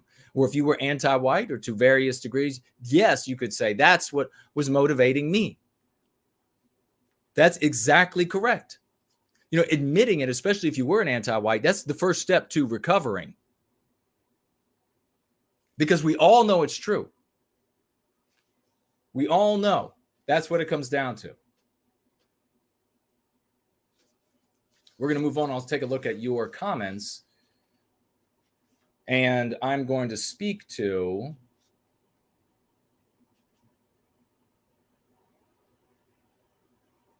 whites not having a right to their countries. And we're going to keep rolling. By the way, this is a workbook. Write in it.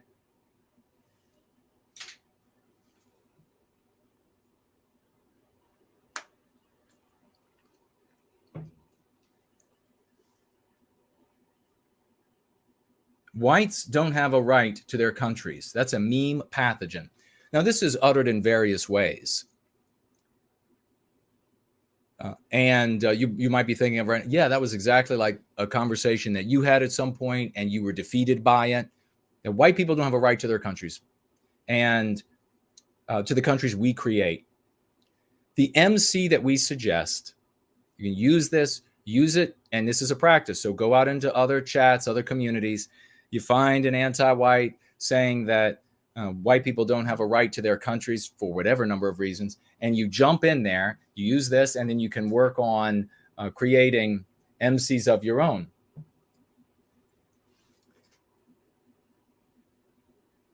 The MC we have here is only a genocidal anti-white like yourself would want white erasure. Only a genocidal anti-white like yourself would want white erasure. Now, how do we get to that? How does that make sense? We're refielding the conversation. Here's the commentary. This MP is a direct attack on our survival. Saying that white people don't have a right to their countries is a direct attack on our survival. Reestablish the conversation on the impossibility of our people surviving the loss of our countries and why the person you are speaking with would want that. Would they want that for any non-white country? So the whole intent here is to reestablish the conversation in our story. Do peoples ever survive without peoplehood? And for Western kind, that has traditionally been, preserved and achieved by creating countries. We will not survive being deprived of our countries. And ergo, if an anti-white is arguing in favor of white people not having countries, they are arguing for white erasure, biological and otherwise. So you bring the conversation back to that and you have that conversation. And it can end quite quickly because the anti-white won't have a response. Let me take a look at entropy and these places and see what you all are saying. We have here Sound Killer, financially gifting $5. Thank you, good brother. Hello, Jason.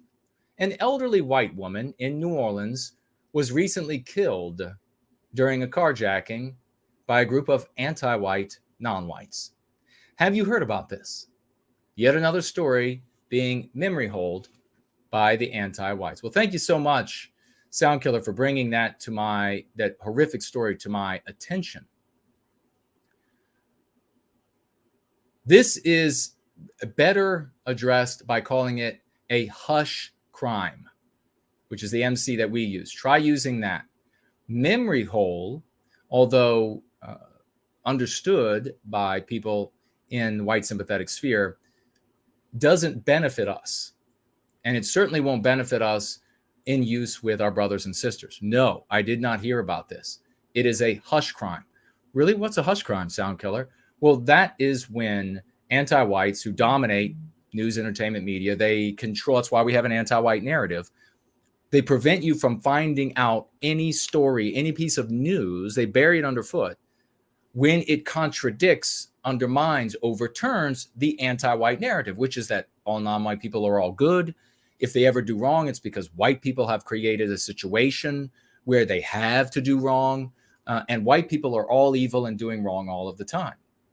And so then you empower that person. Hush crime has hidden premises that memory hole does not. Anybody, white, non-white, anti-white, white positive, white sympathetic, they could memory hole things, right? So hush crime, remember hush crime, and make it a point from here forward, good brother, that every time you want to write memory hold or say memory hold, you say hush crime. And that's awesome. Thank you so much for bringing that to my attention, and the financial gift. The great Yiz the Unifier, financially gifting $5 as well. Thank you so much, dear sister. Weekly folk tithe, and a reminder that my picnic meeting is coming up. If you are attending and have any questions, let me know via email, Yiz the Eunuch, Y-I-Z-Z, the eunuch at protonmail.com, or PM me on my various social media accounts, private message. Look forward to meeting you, Jason. Well, I look forward to meeting you, Yiz. It's going to be wonderful. It's going to be one of those meetings I've talked about many times before. We meet people and we spend time with each other online. It's meeting old friends for the first time. It's always that way. This is why I am so much against all of these claims that we hear from a lot of content creators online, organizational leaders online, that say that friendships and communities built virtually are not real. They're not as effective as IRL. I don't know where these people were before the internet, but I was going to the IRL meetings because that's all we had, and they weren't more effective. For sake. What the hell? Does everybody have a memory of a hamster? I mean, of a goldfish? I mean, this is crazy. It is crazy. You've got to, you build these communities globally we have, and then you meet when you can. We don't all have an opportunity to Learjet around the world. Thank you so much, Yiz. And we'll be reminding everybody again. Listen, it is a picnic. Yiz decided to throw a picnic. It is a White Wellbeing event. Folks, it's going to be wonderful. It's going to be splendid. It's happening just the way it's supposed to happen. And a lot of good people are coming together in a beautiful location. We're going to have a grand time, and we're going to continue marching toward bigger and better things. Thank you so much, Yiz, for making that happen. We have Sakiz, financially gifting $5. Thank you so very much. And says here, financial gift in the name of Brand Danger and for Null for being here every week to mod the chat. That's wonderful. Let's get a big round of raucous emojis for Brand Danger, for Null, and for Sakis, for acknowledging them and celebrating them for their selfless and tireless work. Other troll slayers have left, folks. They've decided to go do other things. in other communities that are self-destructive, and they won't be allowed back. But these two are great examples of stalwarts that they can be counted on. So thank you very much, Sakis, for that. Sound Killer, the great Sound Killer, back with another $5. And he writes here, says, thank you for the advice, brother. I will be sure to use the term hush crime going forward. That's magnificent. That is superb. And that right there is a great example of how we operate here in service to white well-being. We are humble. What works is what we will use.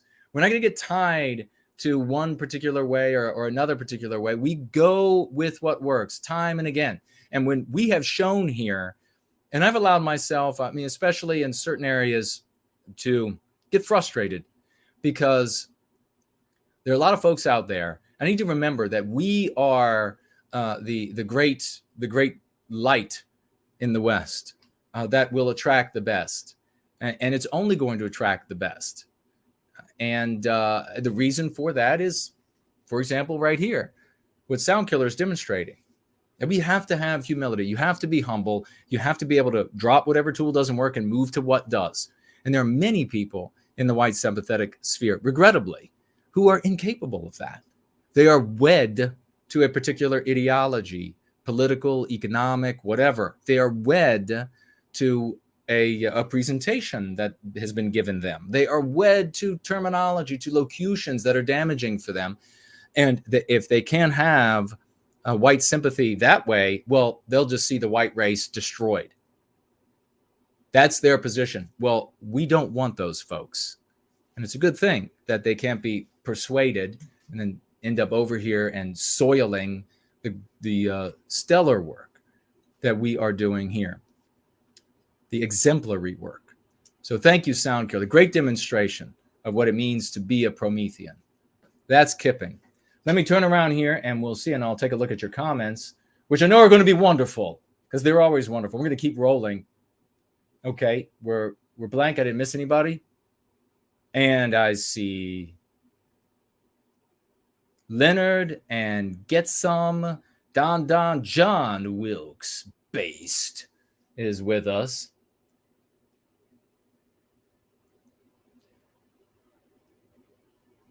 And I will jump up to the top of this YouTube chat and see if anybody has tagged me. Kingdom of Vinland is here. Great to see. So is Brad C. Wonderful to see you, brother. Another champions. Face. Hello to you. Elaine Sabatino. Wonderful to see you, sister. Western Sunrise says, such an eye-opening episode. If this doesn't spell it out, what our victimizers are doing. Yes. Well, you're lost. If this doesn't spell it out for you, you're lost. Break free. Go free. Love, hope, and redemption. Amen to that. Very well written. Don. Why people feeling guilty about what a bunch of idiots did 100 years ago? Thought the point was to learn from history and not repeat it. My friend, you're going to have to go free. You are never going to get out of the anti-white narrative any other way. The method, the practice of going through, you have to implement this in your life because the anti-white narrative, the condemnation, the white guilt never ends. No matter how many times we say the point is to learn from history and we're good now, it never will end. I'm not saying that you are doing that. You might be doing something completely different.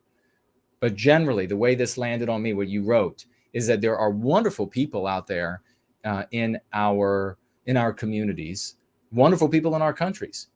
And they look at like Aesop's fables, they look at our tales, and they look at our adages that have served us so well. And they say, look, here, this is the way it's supposed to be. And we should just be that way. Well, your parents said that, your grandparents said that, your great-grandparents, your great-great-great-grandparents, they said that. And look where we are today. We need to go free. There is psychological warfare being waged against us by the anti-whites. It's called Antiwhitism. It is the superset that contains all the subsets, things like liberalism, wokeism, all of this garbage that they call it. We never give it the names that they give it, and we never take the names of their giving. We need and have a psychological defense for that psychological warfare. Thank you very much. Implement it and succeed in your life. Who else? Austin is here. Great to see you. Allcat. Hello to you. Dave, and welcome to you. Vexed is here with us as well. And I stroll along and I see Simon JJ. This is the live chat of champions. Remember they used to have, what was that? What cereal company had the breakfast of champions? Was that the same one that would put like Olympic athletes on the box? Do they do that anymore? I don't know. What else do we have? Summer Lee is with us. Hello to you, sister. I hope everyone who can make it to this picnic is going to make it. I will be there. I want to shake hands and give hugs, and I'll bring books along. I'll bring Eindolens along. I'll bring some of the great Elaine Sabatino's work as well. It's going to be a wonderful thing. People who are truly changing the world. That is exciting.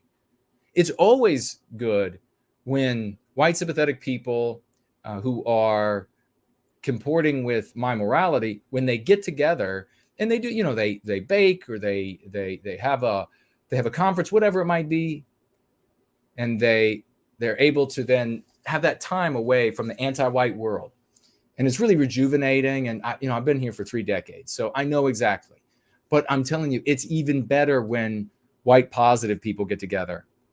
It's specifically in the service to white well-being with the practice of going free, because we have demonstrably changed the landscape. That's why we say we're the best kept secret. There's no denying it. I mean, you have these people all the time that will try to say, oh, well, like this guy earlier that was trying to, so dumb, that was, they try to make a claim for our accomplishments because they've rejected the means. And now, since they rejected the means for their own and articulated that publicly, now they want to claim our successes. And that is truly a demonstration of the basest character possible. Truly wretched people. Truly dumb people. Let's see, who else? Bass guitarist is here. Wonderful to see you, brother. Who else did I see? Walker is here. I know I saw that name as the screen leapt on me. Thylacine, hello. PCB, hello to you. As the wind howls outside, frigid temperature for spring. My gosh, it is 38 degrees Fahrenheit right now. It's cold outside. Lockie is with us. Great to see you, brother. And we're going to, in a moment, we're going to have some announcements. I'm going to talk to some wonderful people on the phone and get your comments as well. Machiavelli sucks. Says he sent an email to me. All right. When did you send it? And if you could send it again, if it was a while back, please go to your outbox, copy it, paste it into a new message, and send it to me so it'll be at the top. Is it pertinent or something that's urgent right now, what we're talking about, or at some other point? Lord Hendrickson, I miss the days you'd have coffee, shout, lose your voice, then have electromagnetic problems and touch metal in this order. Wait, didn't that happen last week? Well, that's the dedication of Lord Hendrickson. It only takes a handful of days and he's already missing it. I have coffee all the time. Did we make it to the bottom yet? Lockie says, good day, mate. All right.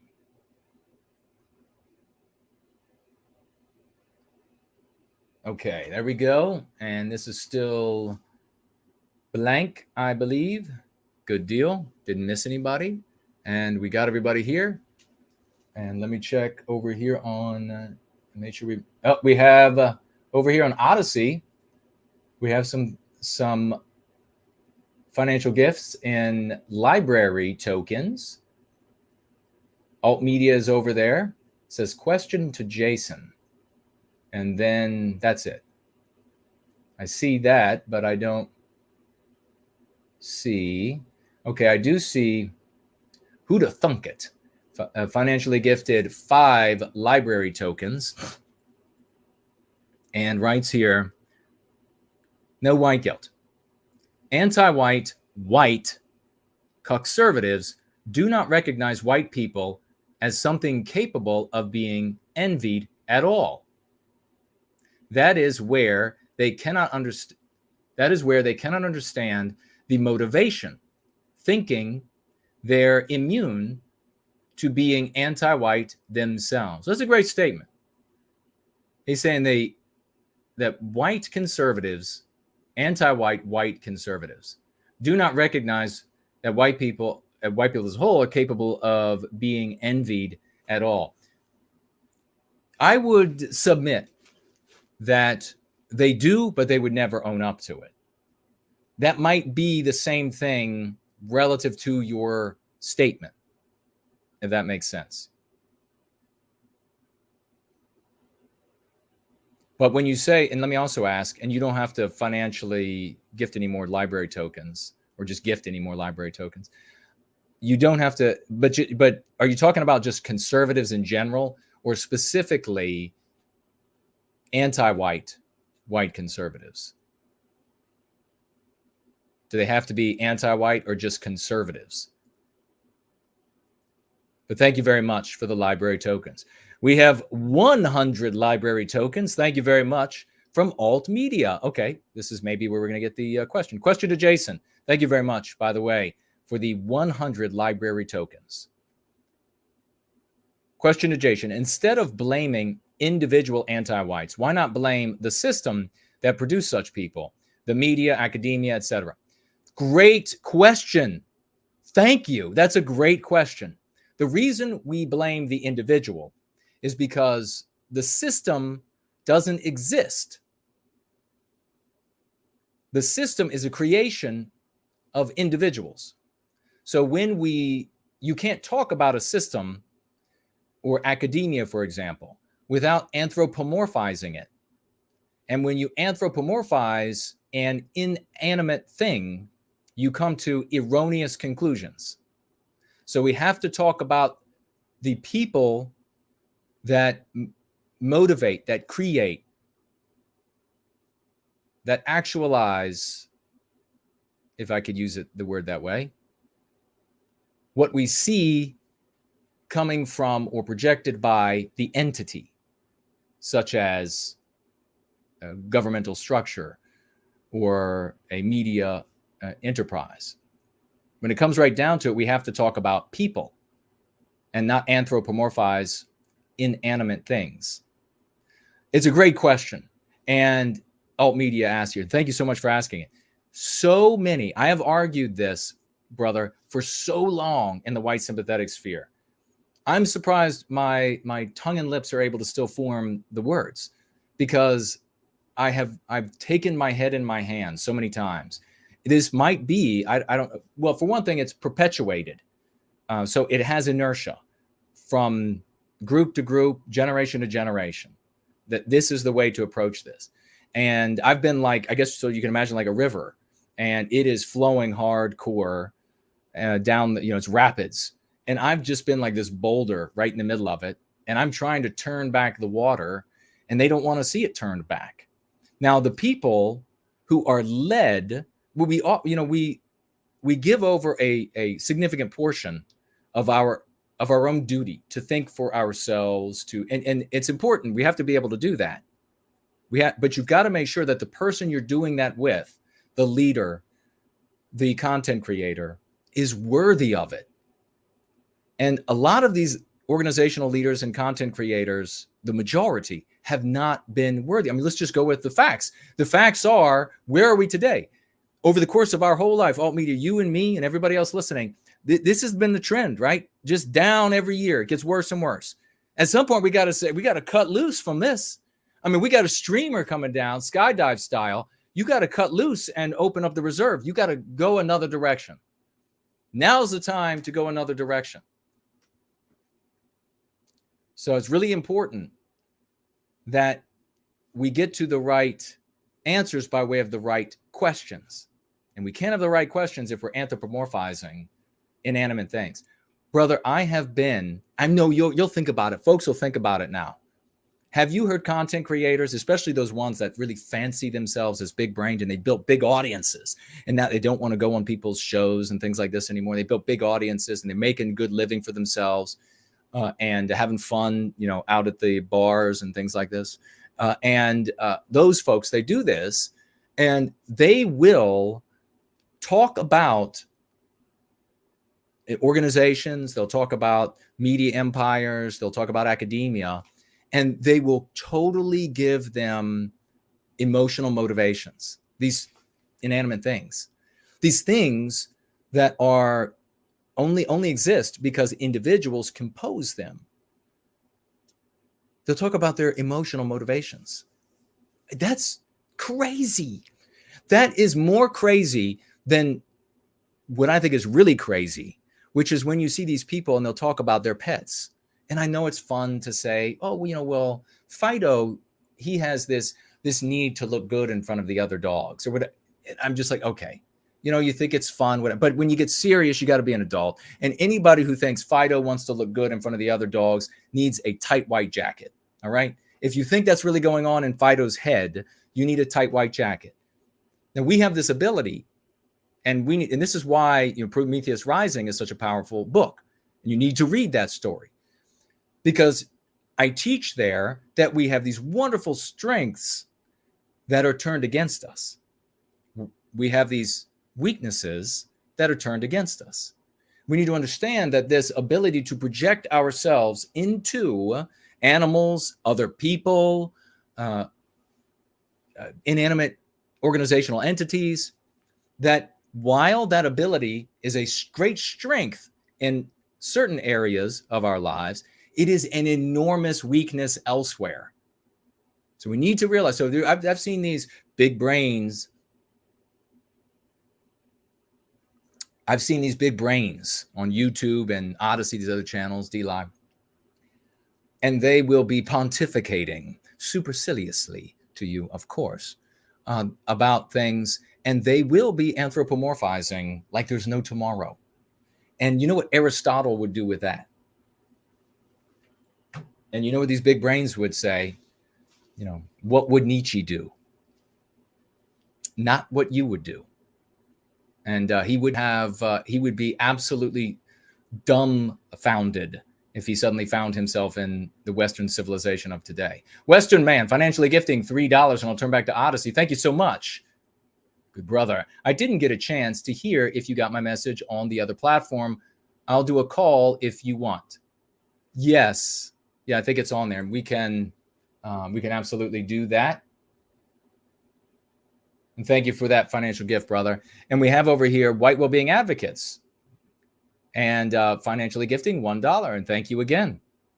Yiz did a great job at talking about Go Free on a stream rather a week or two ago. Well, fantastic. And thank you for celebrating her. Let's get a round of raucous emojis for both Yiz and White Wellbeing Advocate, acknowledging, appreciating the work that one of our community is engaged in, doing a wonderful job. Thank you both so very much. Who to Thunk It has followed up with, I think it's more in general is how I meant it. Though I see how you might mean there's a distinction. Vagues are generally white negative. Well, you're right about that. They generally are. If they're gonna talk about implicitly or explicitly white sympathy, then very often, almost all the time, they do it in a white negative way, rather than a white positive way like we do, focused on us. But you're right, white conservatives very often will say that they will villainy signal that in various statements that white people are inferior because they know that the morality of our civilization, now that anti-whites dominated, is an anti-white morality, and that they're doing something moral by saying that. Who'd have thought it says, Fido has no white guilt. Yeah, he can't think to have white guilt. Now watch, I'm going to get all of these messages. People saying, well, really, my Poochie parrot, he does think. He says words. He says good night at nighttime.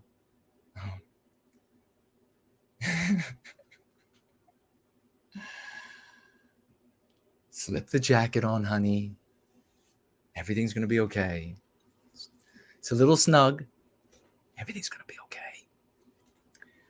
Just go with the burly men into the padded room.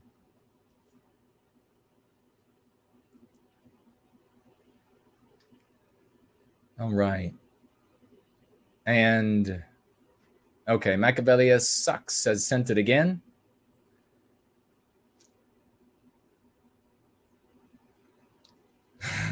My little Poochie says, good night. He knows it's nighttime. He wants me to have a good rest. Oh my gosh. It's so, I know it's fun. Come on. I'm not saying you can't have your fun. I'm just saying you got to be real when it's time to get real. And, I think that at times people used to get slapped out of such hysterical notions. So be aware that that could happen. You can have fun when it's time to have fun, but when it comes right down to it, I tell you what, hardship also makes anthropomorphizing and other frivolities very elusive. Because when you get real hungry, Poochie is a great hors d'oeuvre. I was invited to have a conversation about Antiwhitism and its effects on our lives recently, writes Yiz with a financial gift just now of $3 on Entropy. Here's the link mentioned, and No White Guilt Clips made a good clip or two of it. Well, thank you so much. I'll check that out. Now, is that a clip made by No White Guilt Clips, or is that the totality of when you were on, or the totality? You can put it in the question widget. The totality of the entire show that you were on. We're going to move, folks, because we got to get to everybody. I want to get to your calls. I want to get to your comments. Let's talk about, let's see, where are our announcements? Here they are. No White Guilt Clips. We just mentioned him. Yiz did. Let's get a big round of raucous emojis for the magnificent work that this champion is doing. Please. Celebrate each other. Celebrate this guy. He is out there. He's making fantastic clips. And just like, the rest of us, this is a dedication of this is a work of our love.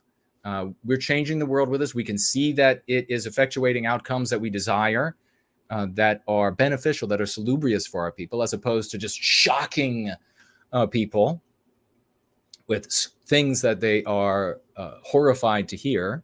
Right? I guess that's fun for children and people who are childishly minded. But here we are in the service of changing the world, making it better so that we can recapture our destiny, making it better for everyone of all immutable characteristics. And No White Guilt Clips is out there making it happen. One of the things he did very recently that just came to light for me yesterday, this part of it, was that months back, he had, with his own financial resources, purchased advertising time on a platform. I'm not going to mention it. Doesn't matter. On a platform. And that was directing folks to his wonderful work, which included clips of yours truly, making me sound infinitely better than I actually am.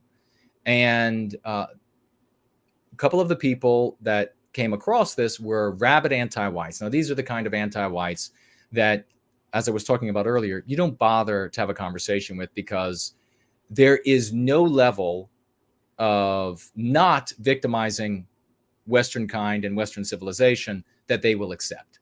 So you just move right on past those folks.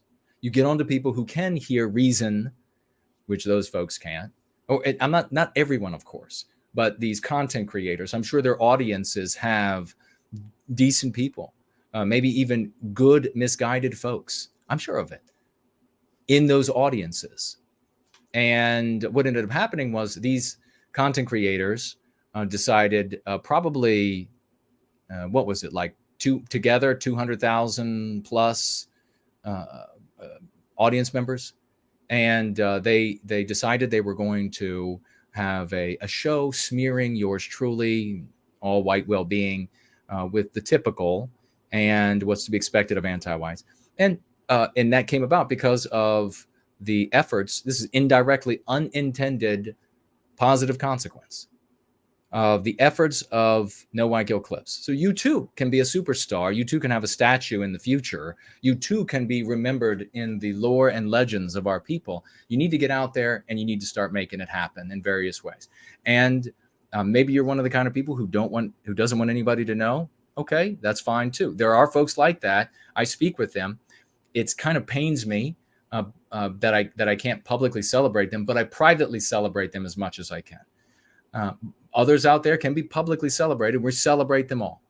And another demonstration of the anti-whites control the civilization, because you have people that want to do all of this good, but they have to remain anonymous because they're concerned that their lives will be destroyed by the anti-whites. People who are in work for love, for hope, for redemption. And this message, this work, the practice of going free, the method of going free, which invites everyone of all immutable characteristics. We know the truth. Those folks come and they speak up. So we celebrate them all, though. And maybe the thing that you're focused on doing results in some wonderful work for white well-being, but also maybe you get some indirect success as well. So we ended up getting a lot of advertising, essentially, from these people. So a big thank you to No White Guilt Clips. I want to mention again, we're going to have Yiz on shortly with a phone call. And that is the picnic. White Wellbeing, Going Free, wonderful people there are going to be at this picnic. And if you reach out to Yiz, she might be able to fit you in to the celebration. And we hope that you can make it if you're a good person. She said that you can write to her at yiztheeunuch@protonmail.com, or you can also PM her, direct message or private message. It's going to be a truly marvelous time. I can't wait to be there and moving forward with all things, making progress, stable, organized, and permanent progress, effective progress for white well-being. This is how things get built. Castles don't get built overnight. Shopping centers do. They're flashy. And then before you know it, even before your own life is over, the shopping center is gutted and it becomes a place for roving animals and gangs of malicious people. And no one goes there again, to that dirty, rundown hellhole. Castles, though, outlive you and I. They outlive generations of people. And they are stunning works of art as well as utility. That's what we're building. Let's also mention White People Press, White People's Press, which you can find at whitepeoplepress.com, whitepeoplepress.com. They have a wonderful calendar. Get your calendar. It doesn't matter. We're already this far into the year. There are works of art here that you can frame later. This is wonderful. You can get it for your kids, yourself, your husband, your wife, your nephew and niece, your grandchildren. Get this. They also have, of course, the 50 classic tales, many other wonderful things over there. They just came out. They're coming out with things all the time. And you can reach them by whitepeoplepress.com. Whitepeoplepress.com. Get over there. We need to keep Tony Vermont and all of his champions working away at producing these works of art, beautiful as well, and full of information that will empower you, that will entertain you, and it's white positive. So that's where you want to be. We have also Naderific I'll mention again, the outreach team, become a part of the team. If you're effective for white well-being, you want to be effective, you want to be more effective, you don't want to be like one of these solo. And I'm going to tell you right now, there's a guy, I'm not going to say his name tonight, but there's a champion out there who's a solo. He goes out and he goes into different live chat, and I don't know how he does it. He's able to, big content creators, this guy somehow starts conversations with them. Let's get a round of applause for that guy. I'll mention his name at some point, but it's marvelous. You might be one of those kind of people, but you might also want to work with a team. You can give as much time or as little time as you want to the organized activities. And it's about going into different live chats and communicating the 5 key concepts, communicating other parts of the lexicon in general conversation so that we can continue to do what we do, which is influence. We're changing the world this way. Influence major content creators who are good people, influence major content creators who maybe are anti-white, but they end up using some of our lexicon to their detriment. That's the power of what we're doing here. You could never get anti-white content creators to use concepts, phrases, etc., to their detriment from the old or some of these other locutions that are out there that put focus in the wrong place. But we've done it. We do it a lot. We get out there, we influence this way. Congressmen and women, state level, federal level, who gets the words, who communicates the ideas from the people? That elected representatives here in their offices, their staffs. So we speak in places where their staffs show up. And then their staffs end up going to these people and sharing the verbiage that empowers, that puts us Western kind in our own story. So even against their will, I couldn't pick up the phone and call Representative thus and such, could I? I couldn't pick up the phone and call head of Treasury. I couldn't pick up the phone and call any of these people and say, hey, you need to use X, Y, or Z. Now, that's the old style of approach. You need to build some powerful group of young men, and then you have to go out and you have to have these shows of farce. Shows of farce. And then you just pick up the phone and you tell them what they're going to do. Well, dumbasses, we have no power. And so we have to be smart. Maybe it took a smart guy to come along to finally figure that out. But here we are. And now this smart guy is drawing in smart men and women from all over the place. And so while we can't pick up the phone and tell the politician or the CEO what they're going to say, we can still get, and we have been getting them to say what we want them to say. There's no stopping us.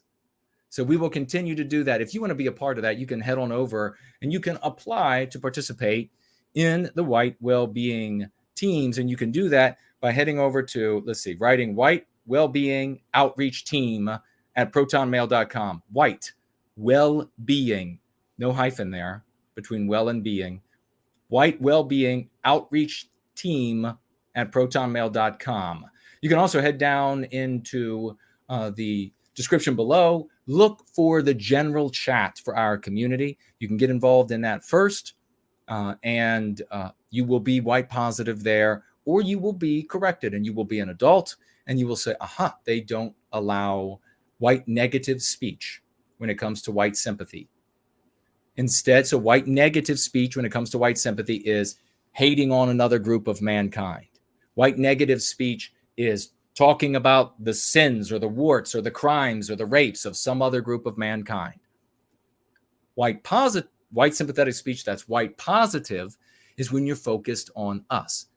You're talking about what we can do, how we stop people from victimizing us, how we communicate these ideas to our brothers and sisters, how we cure ourselves of these things. That's white positive speech and thinking. Check it out. Nate and Nathaniel have and I don't know whoever else. There are a couple folks. There are a couple folks who are participating. I don't know which ones I can name, but if somebody could give their if either one of them are here, or they could give the channel. It's on Odyssey. They're doing great work over there. It's fabulous. Check it out. Follow them on Odyssey. Make sure you like, thumbs up, or give the fire, whatever it is on Odyssey, to everything they do. Just go through the whole every show they've done. Give a heart to every single thing.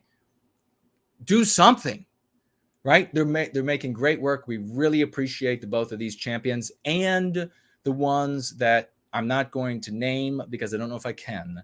There are other wonderful people participating. Big applause for them as well. Brant Danger, we mentioned earlier in the day, School of the West doing magnificent things. Give that guy support. Let people know about School of the West.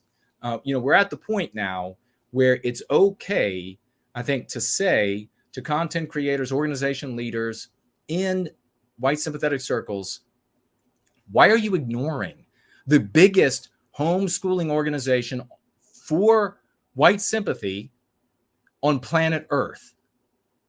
I mean, what's really going on there? And you can also say to yourself, if jealousy is so motivating people to not give attention to such places because they're jealous of white positivity, because they're jealous of the work we're doing here, if you're close to the people, you can help them maybe to get over it. You could say, look, you got to suck it up. If it's a man, you tell him to suck it up. Smack him in the mouth, metaphorically, and tell him to get over it.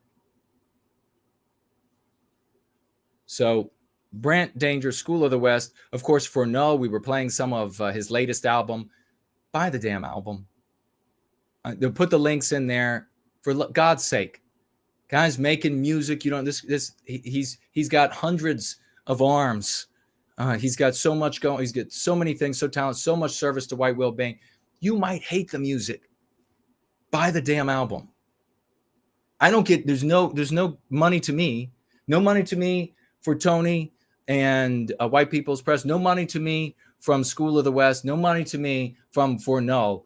We need to stop talking about building our own economic environment and culture and social environment. We need to be it. We need to live it. We need to do it. Thank you. GFCs, get involved. The great Final Blossom made a video. We're going to be talking to him on the phone just shortly here. Made a video. We played it earlier talking about the work of Mr. V. That's a collaboration made in heaven. And get involved with GFC. So many champions are making these things happen. They're all over planet Earth, as you can see. And there'll be more online coming up. Get involved. Participate. They're fun. They are a way that you are going to improve yourself by way of exponential growth, by way of the interaction, the activities, etc. You will have exponential growth. Personally, selfishly, you think that you are all that you could be? Man, that's sad. That's sad. If you took any other group of mankind and you just said, in a malicious thought experiment, that you were going to teach their children that they had a seed of evil in them and that they had to spend their existence hating themselves and waging war against their own kind, you for a second doubt that they would fall far short of their abilities? Do you really think that there would be any of these black sprinters from America in the Olympics if all black children were taught what white children are taught about our people? Do you really think they would go out to the track? Do you really think they would want to win the races against the races against other races of people? Do you really think they want to win the 55, the 100-meter dashes against when they feel that if this were reversed, that the black race had done all the things that they claimed the white race had done? Give me a break. They would be doing what all the whites are doing everywhere. They would be sitting down. They would be attacking their own people everywhere they want to benefit the other races of man. And you're going to tell me you think that you're the best you can be? Or maybe this going free thing and maybe these treating yourself for these poisonous ideas won't make any difference in your ability? How dumb and short-sighted could you be? Of course it's going to improve who you are, what you are, in every conceivable way. You're gonna look for these self-help losers who have made themselves millionaires off of people. You're going to go to them and you're going to buy their books after books after books, where they just give you repackaged Aesop fables and our adages, and you make them millionaires. You could read those books yourselves from where they came from the source. You don't need that. You need a treatment for the poison in your veins. Go free or go to hell. We do have a piece of mail in the mailbag. It is from our dear brother Randy, who has financially gifted $20. God bless you, brother. You're such a great. I love opening the mailbox and seeing a letter from you. Randy financially gifting $20. Let's get a round of applause for Randy. He's a great gentleman. I appreciate it. Thank you, brother. We're going to get into these comments and the calls right now, and probably take a very brief break before the calls.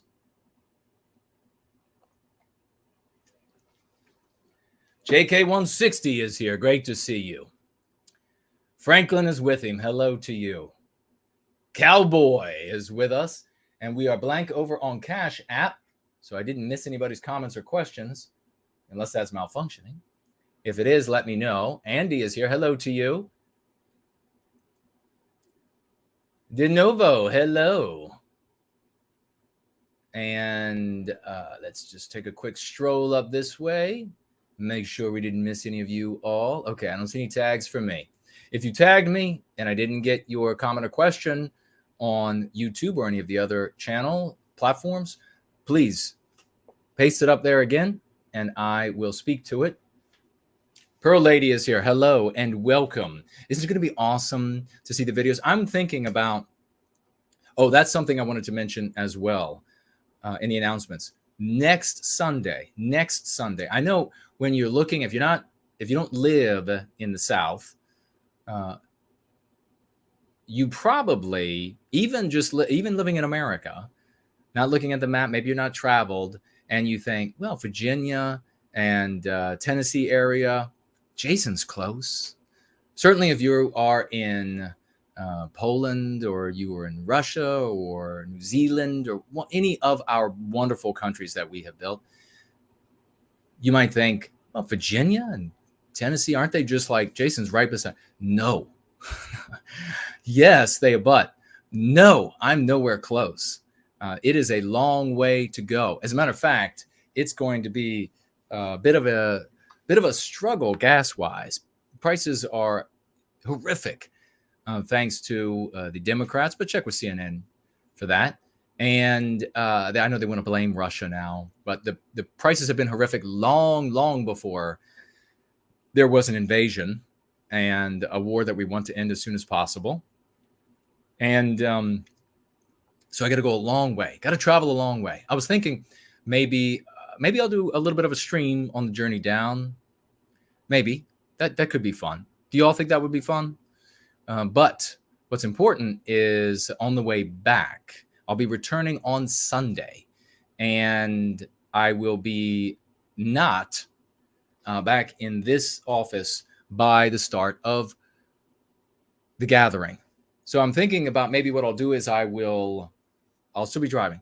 Maybe I will live stream a tiny bit while I'm driving to let folks know that once I'm back here, I will continue the gathering. So it might be like a part 1 and part 2 of the gathering, because it will be at some point later in the evening. Let me know what you all would think, what you all would like about that. And maybe maybe I'll take some video of me, not of others, because people lose their jobs and everything for wanting to prevent white children from being victimized. I know it runs contrary with the anti-white narrative. You got to make sure you correct people. I corrected somebody just the other day when they said, when the reality came up that we're victimized, that we lose our jobs, that we're ostracized, that by these social lynchings, which only we suffer, or those who object to, those who are heretical or get in the way of anti-whites and anti-whitism,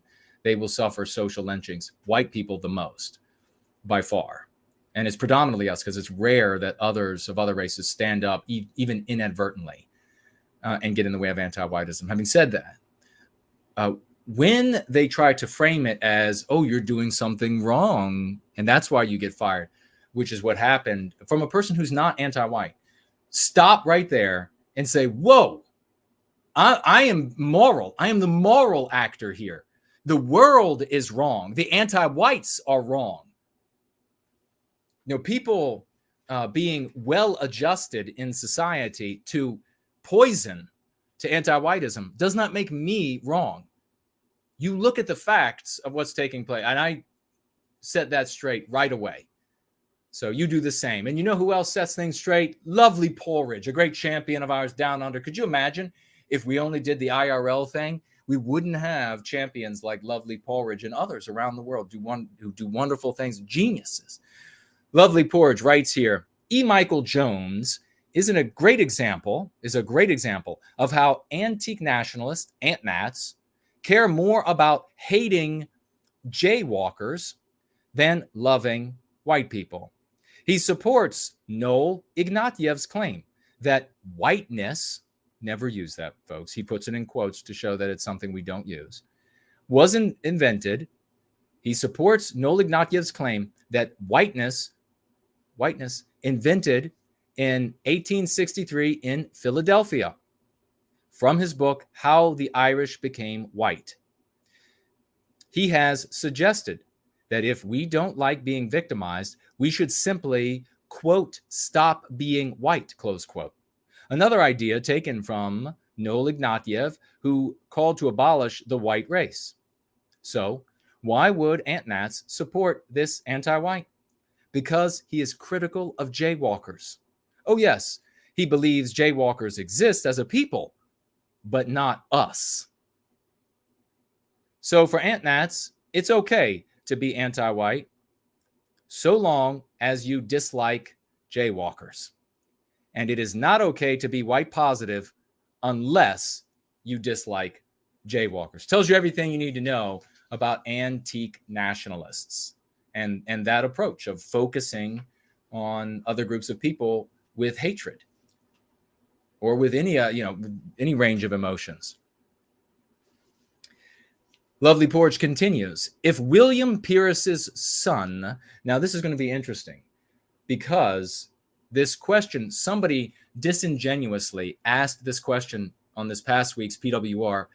I wasn't on the show, and they asked Mark and the guest on the show what they thought about William Pierce's son being anti-white, and my position that it was because of the views and that focus that we're talking about right now that William Pierce had, that caused the son, as it does 85-90% of the children of such people, to hate the parents and to turn anti-white. I mean, God, why is that not just all the evidence you need? If you cannot promulgate a message to the youth that they take up and expound and multiply under, you are drinking poison. For fuck's sake. If William Pierce's son was raised to see white well-being as the highest form of morality, yet become a traitorous anti-white, his conscience would be eating at him right now. But I think it's the opposite. He likely saw himself as the villain and believed he could escape that by becoming anti-white. The children whose parents rant about race wars and hatred for certain groups will eventually meet many non-white people who are friendly, good people. Then they will reject their parents' views. I don't think Pierce's son suddenly decided to switch to hating his own culture, country, and people. I think he was wrongly taught that caring for white people requires harming non-white people. That is what both William Pierce and anti-whites tell us. But they're wrong. White nationalists will hear this story and won't learn a thing. No analysis or self-reflection as to why they keep failing. God love thee, Porridge. You are a wit. That is very well written. a thoughts constructed beautifully, and they don't. So many of them don't come away. They don't see this happen again and again and again, and then say, maybe the problem is our view, is our focus, is our approach. They instead want to blame everybody else. And it's true. Both anti-whites and antique nationalists or cult nationalists, we also call them cult nats, they both view being white sympathetic as necessarily involving this harm or desire for harm or desire to displace or desire, all of these sorts of things for other groups of people. And when you put children in that environment, they're going to see that wretchedness. They're going to see that squalor coming out of you in your emotions, in the way what you truly and genuinely feel as a person. They'll see that, and then they'll go out into the world, and what do they hear from the anti-white narrative? That those people who feel that way are evil, and they're going to see a confirmation in their households. And they see their parents hated, and they think, my God, I don't want to be like that. Dad or mom or whatever is actually evil. They know they're evil. I don't want to be hated by all of society for being evil. So them.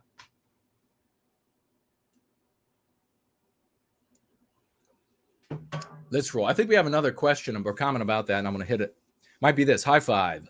Writes, I agree with everything you say about Pierce's son and other children of similar figures. One thing I'd add is that you often have to step back and let children and teens and young adults come to conclusions on their own. Now, I don't know where you're going to go from this point forward because I didn't read the rest of it until right now. But this is, if it is what I think it is, I might be wrong about you. High five. It's not a big thing. It's something you can correct. But there is this, I believe it's a meme pathogen given us by anti-whites because it makes no sense. Let your children come to their own conclusions. That is subversive because your children have the tools, the knowledge, the understanding of history from someone. And it's either going to be you, it's either going to be an understanding of history from you, taught how to reason, use reason and logic by you, taught how to think about other people's and our interactions with them by you, or it's going to be someone who hates us. That's why this is an argument I've had with Jared Taylor a lot. That's why, Jared Taylor holds that position. And I'm not going to go into detail because you all might have questions about that, but people have their private lives. But that's why we end up with white kids, and we have this understanding now about the world that children always rebel and want to destroy what their parents have made. Bullshit. That's not a norm for our people or for history. No, the children want to emulate. Do you know the difference between the word emulate and imitate? If I'm wrong, correct me. But emulate, the distinction is that they want to do the same but go beyond. They want to emulate their elders. They want to say, I see what you do, I respect it, but I will go further.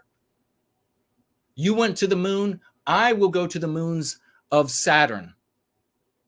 You discovered how to defeat polio. I will discover how to defeat the next 5 deadly pandemics. That is what's instinctual. That's what's normal. That's why we exist.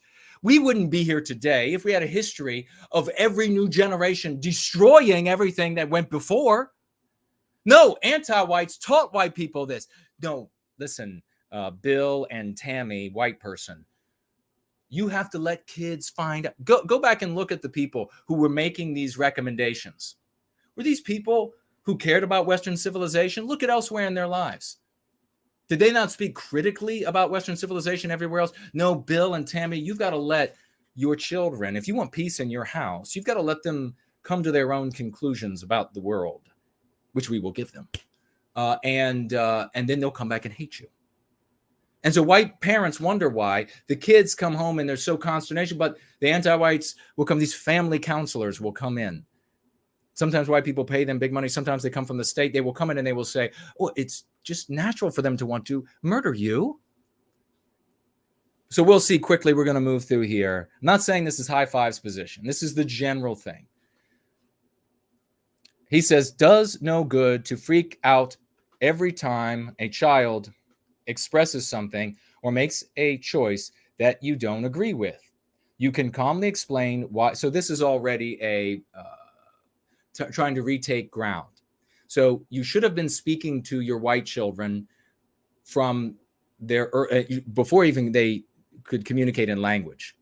You should have been teaching them, using the practice of going free on them. I've talked many times about making the ugly face for things that you want them to reject, even before they have language. Not letting them see the anti-white cartoons, because those cartoons are teaching them to hate Western kind, even without language. But we're going to have a lot of white people who are going to be playing catch up because they didn't get an opportunity to start when the babies were young. And so when they come and they've expressed something that maybe they've already learned, you have to handle it the way you would handle yourself, the way you would handle anyone else. You have to explain to them. You have to use the practice of going free. Don't try to be a revisionist historian. You tell them why they're teaching them the things they teach them. Let's continue. You can calmly explain why you feel differently and or show them why their reasoning may be flawed, but there's no need to overreact or require that they repeat every one of your views to the letter. That's true. What he's saying, you don't want to browbeat the shit out of them. Use reason, logic, and evidence. They'll remember what you tell them, and they'll be stronger in their white well-being outlook if they feel it wasn't something they were pressured into and was instead just something that's natural and positive and the obvious healthy choice, which it is. Very well written there. Totally in agreement with High Five, saying some wisdom, speaking some wisdom. But don't give up on it. If they are coming to some incorrect conclusion, you point out how they're incorrect until every dinner you get an opportunity, every Sunday afternoon you get an opportunity, until they admit that they are wrong. Something that's seen with some children of pastors, for example, is that they resent their parents later on and rebel. Absolutely. Same goes for some children. Well, this is an important thing. When you're talking about Christian, and I don't want folks to misunderstand that. When you're talking about Christian or any religion, a lot of the pagans are doing this now to their children, and it's really wrong. They are not just telling them the rules of the faith, whatever that might be. They're saying, here is your identity in this faith, and it can't be anything else. You cannot give them the identity they're going to choose. So you teach them the rules of the religion. You do not require a specific projection or manifestation of that behavior. That's where people are going wrong. When the pastor says, when the children of the pastor take off, it's not because Christianity said thou shalt not murder for God's sake, right? It's because the pastor was attempting to unload a straitjacket their children with a specific identity inside of the Christian or now pagan faiths, etc. Don't do that. Same goes for some children of stridently atheist parents, precisely for the same reason, giving them an identity, and they actualize at some point the process of saying I'm independent and different from, I'm my own person. When you try to straitjacket, that's not the same. Is that where people are making their mistake? It's not the same. When you teach your children the truth of the world, that's not the same as controlling what their personality will be, right? So that's where the problem is made. When kids push back against these things, it's trying to control what their personality will be, and when I hear, I'm not talking about like an identity as a white person, identity as a Westman, man, woman, or child, but identity and all of the aspects. Are they going to be are they going to be a photographer and they're going to, their specialty is going to be one thing, and the parent has outlined an identity that's only acceptable if they are something other than a photographer, or even a photographer whose speciality needs to be something else. That's where these strictures come in that kids explode and erupt at. You tell them what's going on in the world. Don't not tell them that. Maybe this part needs to be clipped and shared, because that might be the issue. That might be where the misunderstanding is. Let me keep going. We got to get this done so we can get calls. I don't think it's good to try to politicize very young people. Oh boy. No. We're not politicizing. Oh, my friend. Let me read the rest of the sentence. Or try to make them into little warriors for the cause when they are very young. No. No. You are teaching them love, brother. You are teaching them that they come from a glorious people. That's not politicizing. That's not making them so. No, they will decide based on the love of our people, the cherishing of who and what they are and we are, and if there is a victimization, whether or not they are up to, and it's warranted to be a warrior, metaphorical, for our people when they are ready for that. And rest assured, they will do the right thing, as so many of us have. They can't be expected to be many versions of their parents. In Dutch culture, children always have a say on things up to a point. It may sound crazy to outsiders, but it works, and it builds the children's confidence in negotiating and expressing individual views and not succumbing to peer pressure. Yeah, you should. That is, again, speaking to controlling their personality, their destiny, what they will have as their general identity in things less than their peoplehood. What kind of person are they going to be? What kind of hobbies are they going to want? These people, when the kids fight back, they're saying to them, no, you will not like X, Y, or Z. You will not, rather than teaching them to love our people and then to come to what is a salubrious or healthy conclusions on their own.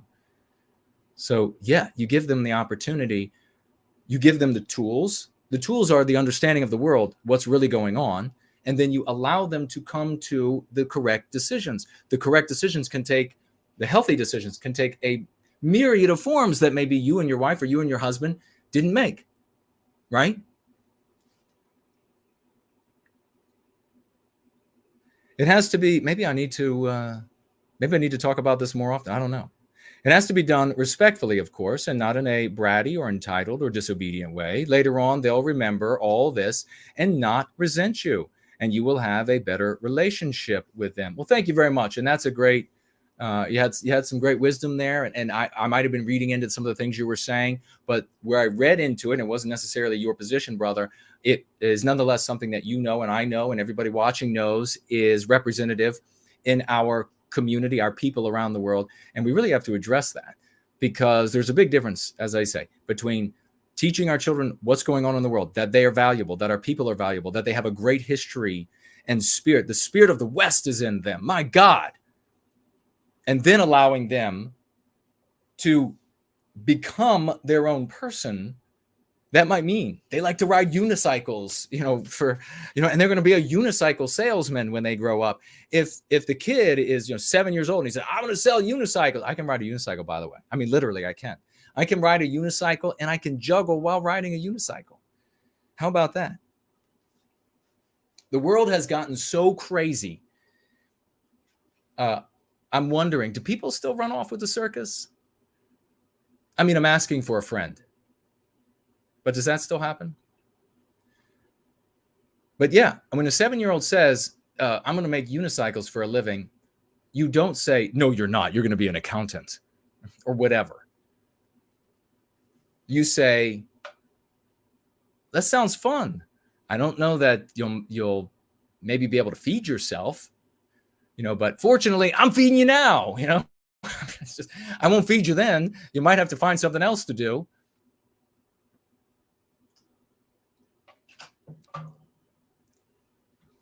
Promethean Epoch says, I can't imagine Jason riding a unicycle. It's true. I was asking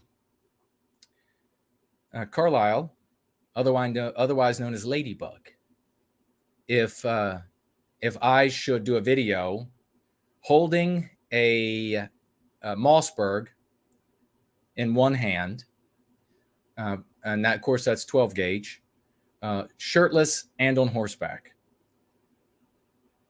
And she thought that it would get a lot of views, but I don't know. I see the great Natarific is here. Great to see you, brother. So let's roll. Maybe unicycle instead. Juggling unicycle. Hypnotic Tango says, hello, Jason. I just watched your excellent interview with the Hake Report. Good work debating that caller. I saw that I can destroy anybody who wants to debate in a way that they want to undermine Western kind. They want to be anti-white in any way. There is no one on planet Earth that I cannot shred to pieces metaphorically. No one.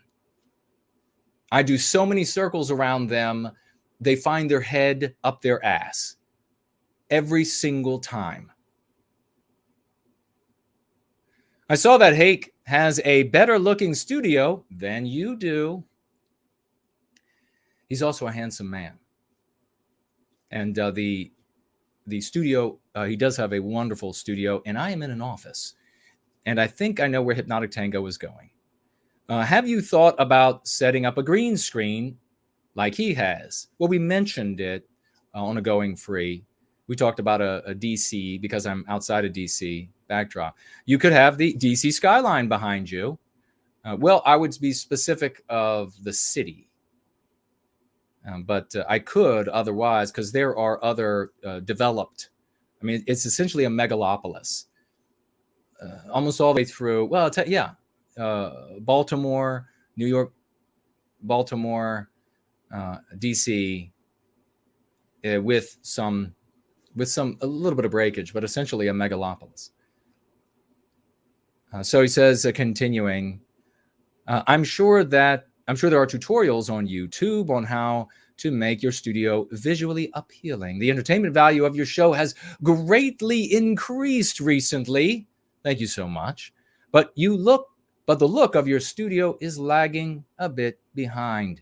This may be why you don't get as many views as your videos on your videos as other inferior content creators do. Good production value gives a sense of legitimacy, whether deserved or not. So true.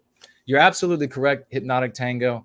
And I'm thinking about that and speaking to a couple of our folks who are far brighter than yours truly about making that happen. And so I'm thinking about a little work done here in the office, maybe a window placed in the wall there, that every now and again I can remove the window and put the wall back and have the flag up or have whatever I want. But a window placed in the wall so that you can see the DC sky, more door on the Potomac. You can see the city would be wonderful. We're working on that and hopefully have that, because he's so true. And you know it, folks. I mean, you have so many folks, they have this a great looking studio, if you will, background, and they have nothing to say, but lots of viewers. Groundhog Fury, the great, writes here, awesome show. Although ever since that fitness wellness chat you guys had years ago, where Jason said he only does one workout per week, I've been looking forward to hearing his secrets, and my heart sank when I got to the end of this video without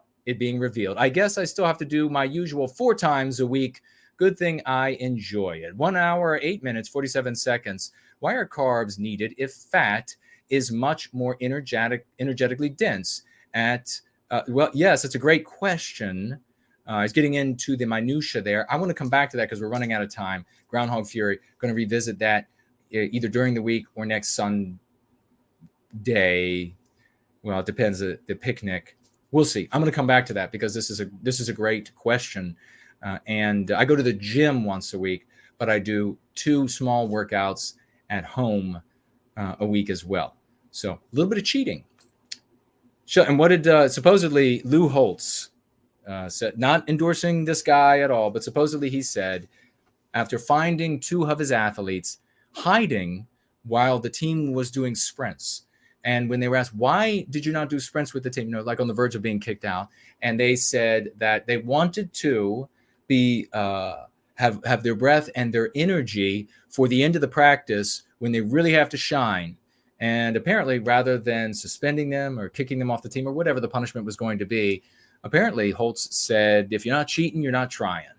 And it was like an innocent or white lie. You're not trying. Let's continue. Sheldon Scott said in 2002, listening to every broadcast that Dr. Pierce made after discovering them on the old Nadal site. I think there were about 300 of them. His 2 novels and his book, Gun Control in Germany. After reading his son's book, Sins of My Father, I was deeply disappointed and reminded to never idolize any man. If what is written in the book is all true, and the content is certainly not fantastic or hard to believe, then Dr. Pierce was an awful, all caps, husband and father, an awful employee, and someone who couldn't function in an institutionalized environment no matter how much he rightly praised teamwork. According to the book, he beat his kids, sometimes with objects, even ordering Kelvin to be unclothed while receiving beatings. He neglected and left his children and wife and showed no love or care. I suggest you read it, regardless of whether Kelvin is anti-white or not. I have 2 young children and cringed while reading it, literally cringed. Yeah, you have to be what you want to see in any cause. And if you can't be it, then you need to step out of the limelight. That's just the reality. You need to work on you. Everybody has flaws. I haven't read the book. Beating your children is not a flaw. Did he beat his wife? I don't know. That's not just a flaw. Not being able to work with teams is not a flaw. Could his son be lying about some of those things or magnifying them to a degree because the son became anti-white? Certainly. Let's get to these calls, folks. Let me refresh this. And Yiz, the great unifier, is up first on the calls. Get ready, sister. And here comes that phone call.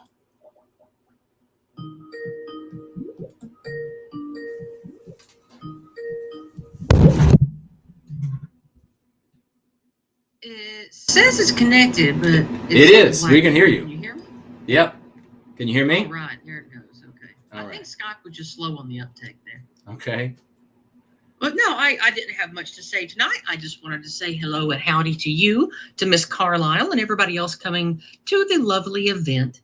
And I wanted to remind everyone, if you are coming, I need to know. I'm trying to have a head count so I know how many pork chops, how many burgers, how many everything that I need to bring. Some people said they might be bringing food as well. Bass guitarist was going to bring some venison sausage, but he messaged me on Twitter the other day and said he's having trouble getting that processed or getting it from the people who are doing the work. So I don't know if we're going to have the lovely bass guitarist venison, but I will at least be providing delicious food. I'm going to make pre-pattied burgers. So I'm going to have those made and ready from my kitchen. Nice. I'm going to be making apple cider vinegar, barbecue and onion aromatic pork chops. I'm going to be prepping those earlier in the week by a couple of days. So they'll be juicy and full of nice aromatic flavor, ready to throw on the grill. Nice. And of course, I'll be getting the usual junk food Americans love. We'll have some chips. We'll have some corn chips, maybe some nuts of some nature. I'll be getting some local sodas that I like a lot. Some Dr. Enough, some Cheer Wine, some Squirt, that kind of thing. Hopefully you guys can enjoy some of the local and not so local Southern beverages that I also love. And it should just be an all-around great time. So if you want to come to that, the meetup is just off of Interstate 81, somewhere in East Tennessee. And if you would like to be there this coming Saturday, April 2nd, it'll be from 10 a.m. until around dark. And there's no charge, of course. If you want to show up, you can show up.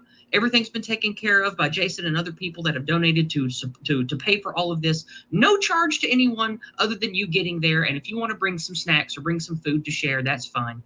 And I am, of course, going to be having some of my delicious spicy hot ranch that I make myself at home. That will be for everyone to try. And hopefully it'll be a wonderful, wonderful time of celebration. And I would love to meet a lot of the people in the White Wellbeing community in person. Several of the people coming I've already met. Some of them are from the Shieldings event. That was the dissident meetup that happened in Nashville earlier in February. 3 or 4 of the guys I met there are coming. Some of the guys that I met from my MAGA patriotism days back in, many years ago, a couple of them are coming as well. And I think from the head count I've got from email, it's about 20 people from the White Wellbeing cluster are coming. So this should be really fun. Oh, I'm excited. That is so awesome. That's all I had to say, Jason. I won't take up more of the call time today.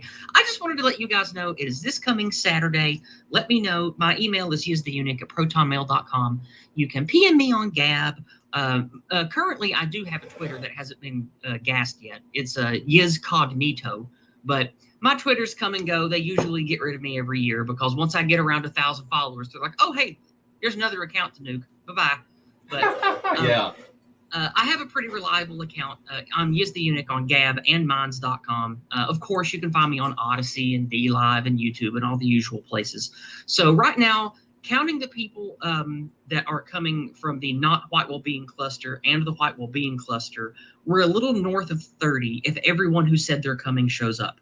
Now, a couple of people I've seen in the chat tell me they're coming, but those names don't match up with what's on my list. Now, if it ends up a bunch of people find out how to get here from people that don't talk to me, then you have goofed, because this entire process I have told you, if you are coming, I must know. So if you're a tag along to someone else, make sure you personally reach out to me and tell me you're coming, because I don't want there to be 50 or 60 people show up and me only have food for 30. You understand? Yeah. So don't just think it's okay to be a tag along. I need to know because I'm hosting with the food and the drinks and everything. So I would love for you to come. Just let me know, because my Southern niceties would make me rather fall on my sword than have one too few burgers. So. Amen to that. All right. Well, is there anything you want to voice or anything you want to say before I say goodbye? Just that I'm so proud of you, and I can't wait to see you on this coming weekend. It's going to be magnificent as all get out. It'll be great. I'm looking forward to introducing you to some of the guys I'm wanting to build here with locally, like Oros and Jacob and some of the other nice men that I met in Nashville. I can't wait to introduce you to those guys. And I think that that cluster of people I've been working on for the last couple of years has almost 100% overlap with the White Wellbeing community. So I'm looking forward to getting these groups of folks together. Awesome. That is really wonderful. All right. We'll talk soon, and definitely see you there. Have a great weekend. Like I said, everybody that wants to come, make sure I know personally. Reach out to me so I can have an accurate head count. Thank you very much for the time, Jason. I'll bounce so other callers can call in. All right. Yes, the champion, Promethean Hails. I'll see you guys this coming Saturday. Bye-bye. All right. Bye-bye.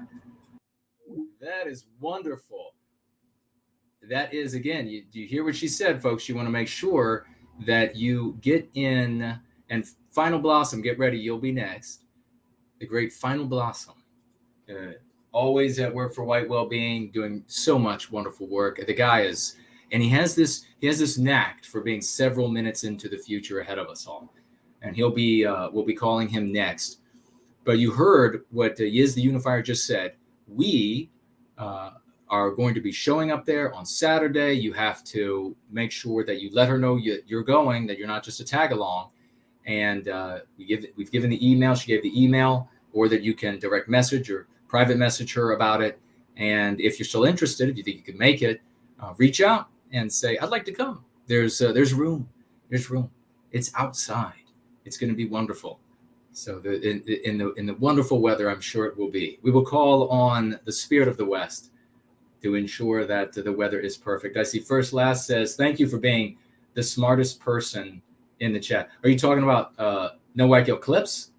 He is a bright guy, but you have to make sure that you tag No White Guilt Clips.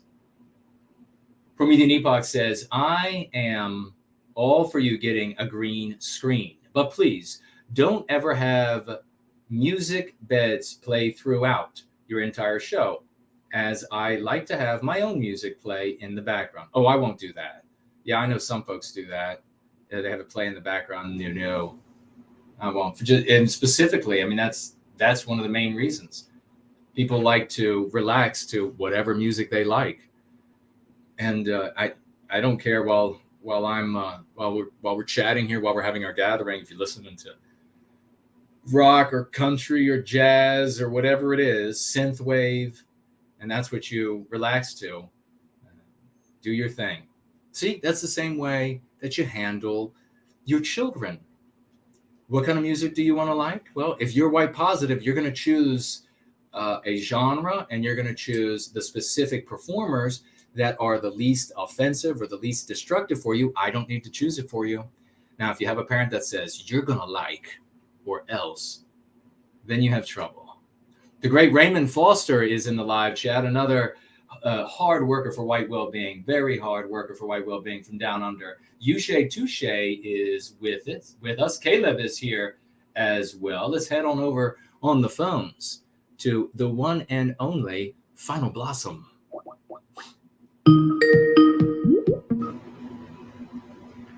Hey, Jason. There he is. How's it going, brother? Good. How do I sound? You're perfect, man, and it's great to speak with you. What do you want to talk about? Well, since we're talking about millionaires today, I thought I'd talk about something that millionaires could contribute to our cause to help us out. All right, dude. Just a marketing idea that I had involving direct mail. So there's my Go Free flyer design that I came up with you sent that a while ago, which people can find on nowhiteguilt.org, downloads page. And I was thinking if we could send that out to a postcard to every right address around the world. That's smart. Let me pull it up. But yeah, keep talking.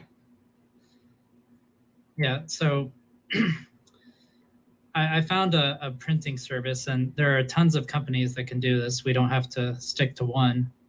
Of course, some of them could turn out to be anti-white and refuse to work with us. Mm-hmm. But just as an example, I found that we could pick any zip code with this particular company, and they would send out a postcard to every home within that zip code. So if we had, if we targeted a small zip code, for example, we could have 1,000 homes targeted for about $570. So it's about 57 cents for each postcard. Okay. I like that. I like that a lot. And now you're talking about the those what were they, like 3x5 or some various sizes, right? That's what you're talking about for the. Yeah, they would be probably relatively small, maybe 3x5. And I'm partial to my own flyer design, so I was thinking we could send that out, but we could, of course, use something else. No, I really like yours, and this is something, folks, that we can do. And one of the things, of course, that you want to steer away from, and this is something I know Final Blossom absolutely concurs with, and that is that we see in elsewhere in the white sympathetic sphere, they enjoy the very childish, very snarky activity of distributing white sympathetic material to non-white areas. If there is an area that is predominantly non-white, you don't want to leaflet or send mailers there. Why is that? The first reason is that you might scare the non-white people, and you don't. That's not what we're about. We don't want to scare them. Now, why would you scare them? Because they are going to misunderstand who we are. They're going to look through the lens of the anti-white narrative, and they're going to see these monsters. So we don't want to frighten anybody. Having said that, you also don't want a scenario where they receive these things in the mail and they think that they're being targeted for some sort of harassment, and then they'll phone the police and you'll have issues. So you up the chances of that happening if an area is predominantly non-white. You decrease the chances of that happening for both of those reasons if the area is predominantly white. So, pick and choose carefully. We want to bring people over to White Wellbeing. We don't want to scare anybody, and we don't want the other outcomes of police getting involved for potentially targeted harassment or anything like that. So I'm trying to pull up this. I'm going to do a screen share so that folks can see what I'm talking about. And there we go. Is this, I know it'll be a couple moments behind, but is this the one you're talking about, brother? Yeah, that's the one. And it's double-sided, of course. Yes. So please proceed. And I'll tell folks right now, you go to nowhiteguilt.org, top left-hand corner of the screen, you'll see downloads. Click downloads. Then just scroll down. You'll see a bunch of different options to download that you can use in your leafleting or this type of marketing that Final Blossom's talking about here. And we have these, and it's double-sided. There are two sides to it, and there are other options as well of his. But yeah, please go check that out. But sir, please continue. Okay, so to scale this up so that millionaires can realize how important money could be in distributing these, if we were to target 100 million households for 57 cents each postcard, that would be $57 million. So there's definitely plenty of room to do a lot of good with a lot of money if we can find that kind of money. Yeah. Yeah. But of course, we can start small, right? We can target just a few, a few zip codes that we think will be particularly effective, have good communities that will respond optimally to the message. So you can imagine if we target, a zip code with 1,000 homes in it, the neighbors will all be getting these, and they'll start talking, and they'll start using Antiwhitism. Maybe the local newspaper starts talking about it, and it can spread out from there. Yes, exactly. This is a great idea, brother. And where folks can do that, they should absolutely make it happen. You don't know you don't know where it's going to end up.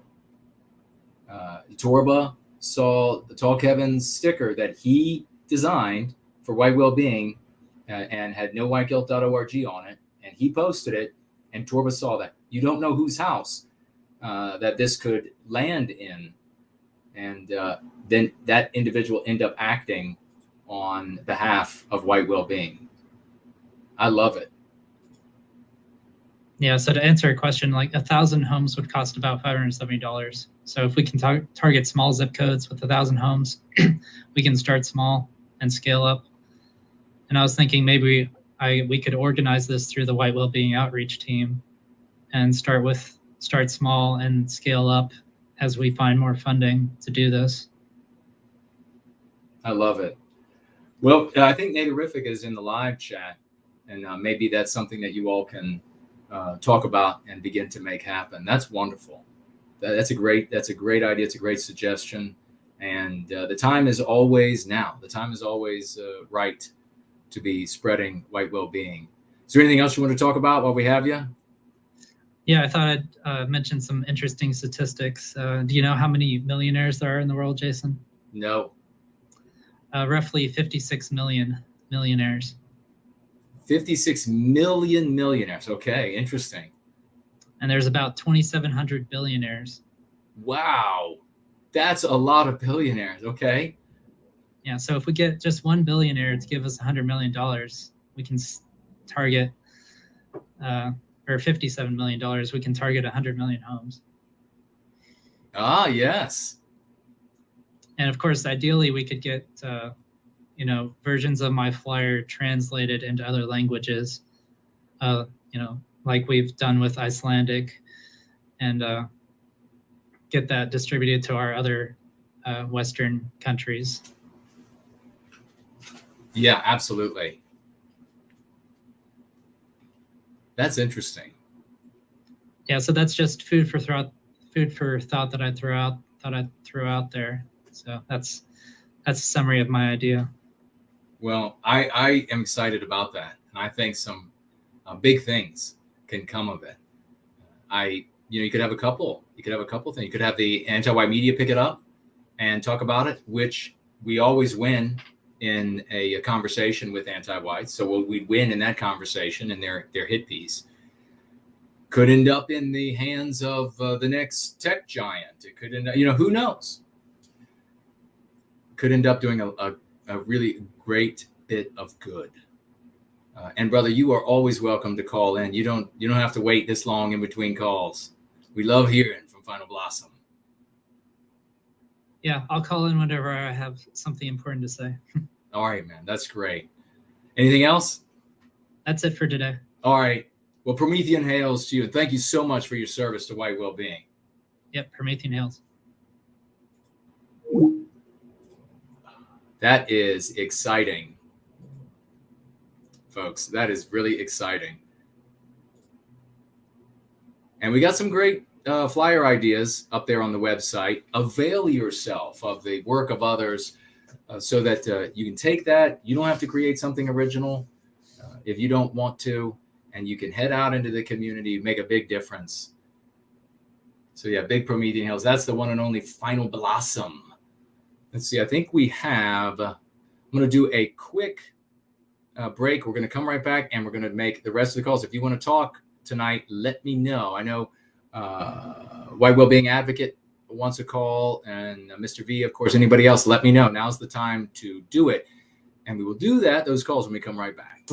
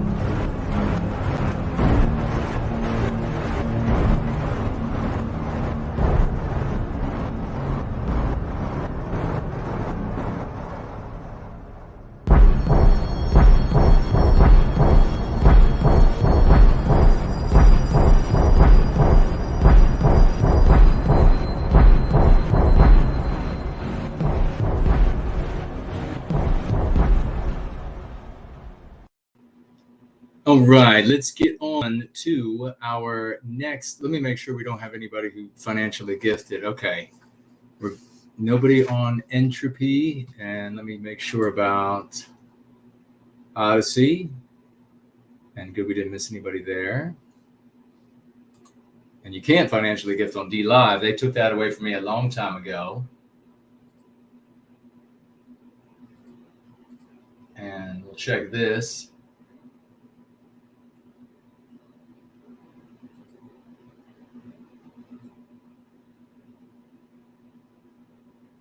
Okay.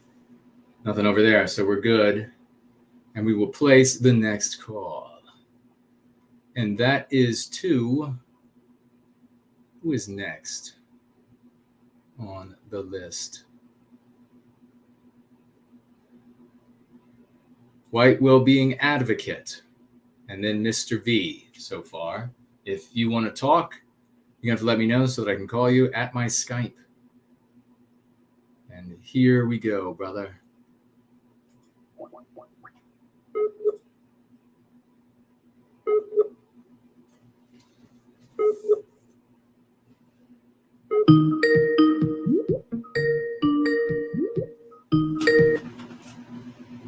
How's it going? Oh man, it's magnificent. Surrounded by nothing but champions, and making differences in the world everywhere we go. It just couldn't be better. I know. One thing I want to applaud Final Blossom on that, but yeah, I'm gonna try to reach out. He said on the outreach team, that's where like if people wanted to like chip in and find out. Is either if not, then I mean, you could also. I mean, I'd be willing to do that as far as chip if you guys want to chip in. Anyone who wants to join my GFC too, you know, that's something we can do.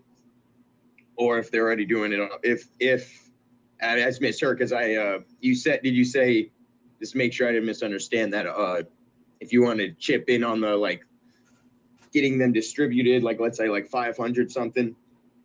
Yeah, I think the entirety of the project is what he's talking about when he debating and discussing and organizing.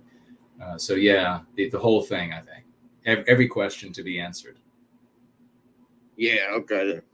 Also, but even before that, you know, saying that you guys should join my GFC. But one thing I want to mention, my YouTube account got deleted, the one that with the Western Man.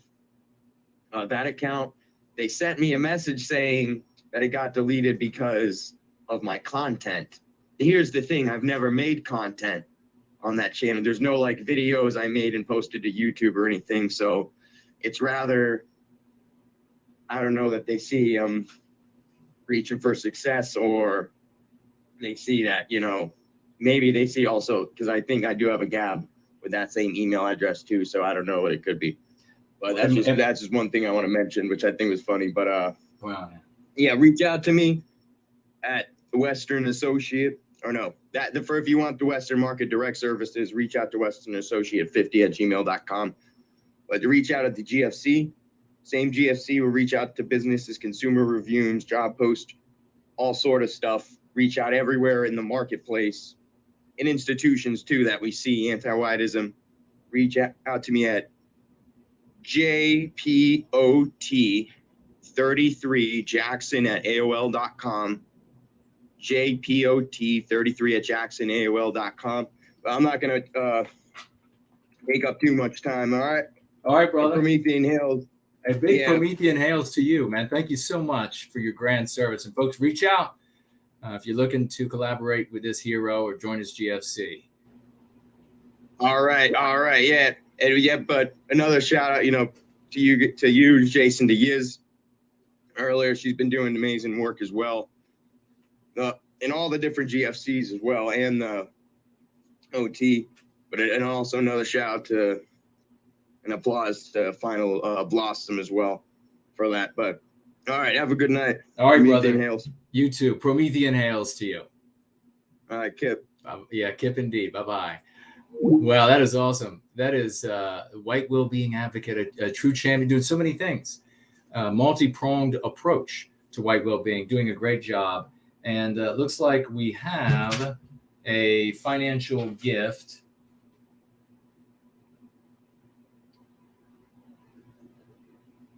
Slots, I see a financial gift. Is that you?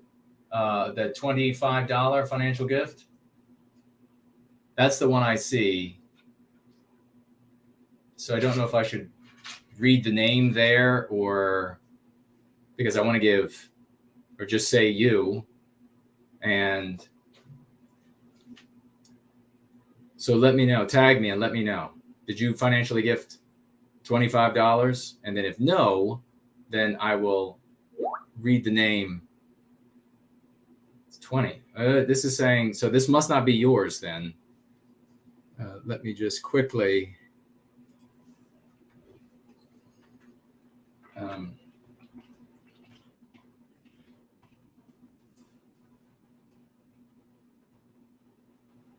And then we'll see. Okay, don't have your financial gift on. It was on Cash App, so I don't have that yet.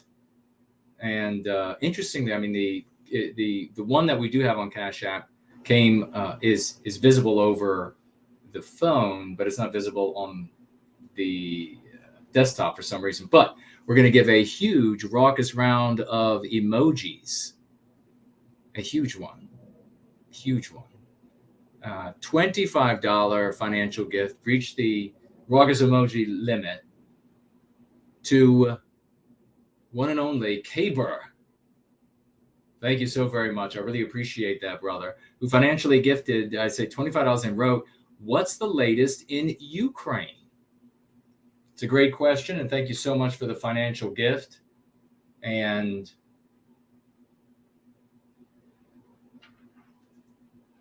okay, now I do see Slots. Yours has come through. It's something going on with Cash App, but it's working now.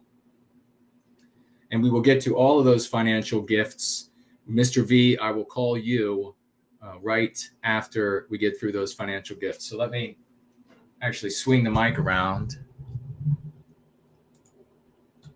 and shut this down. So here we go. Who financially gifted over there and was hidden from the world? As White Student Transmission, yes, I see yours now as well. So we had the great Brad C. Let's get a round of raucous emojis for Brad C. Financially gifting $20 US. God bless you, brother. I really appreciate that. And he writes with his $20 US, folk tithing, and then gives 3 beautiful little white heart emojis. A true champion, and thank you so much, brother, for your financial gift. And then we have the great Slots, also financially gifting $20. Please, some raucous emojis. Keep them going, folks. For the great Slots, financially gifting $20 tonight. And Ukraine.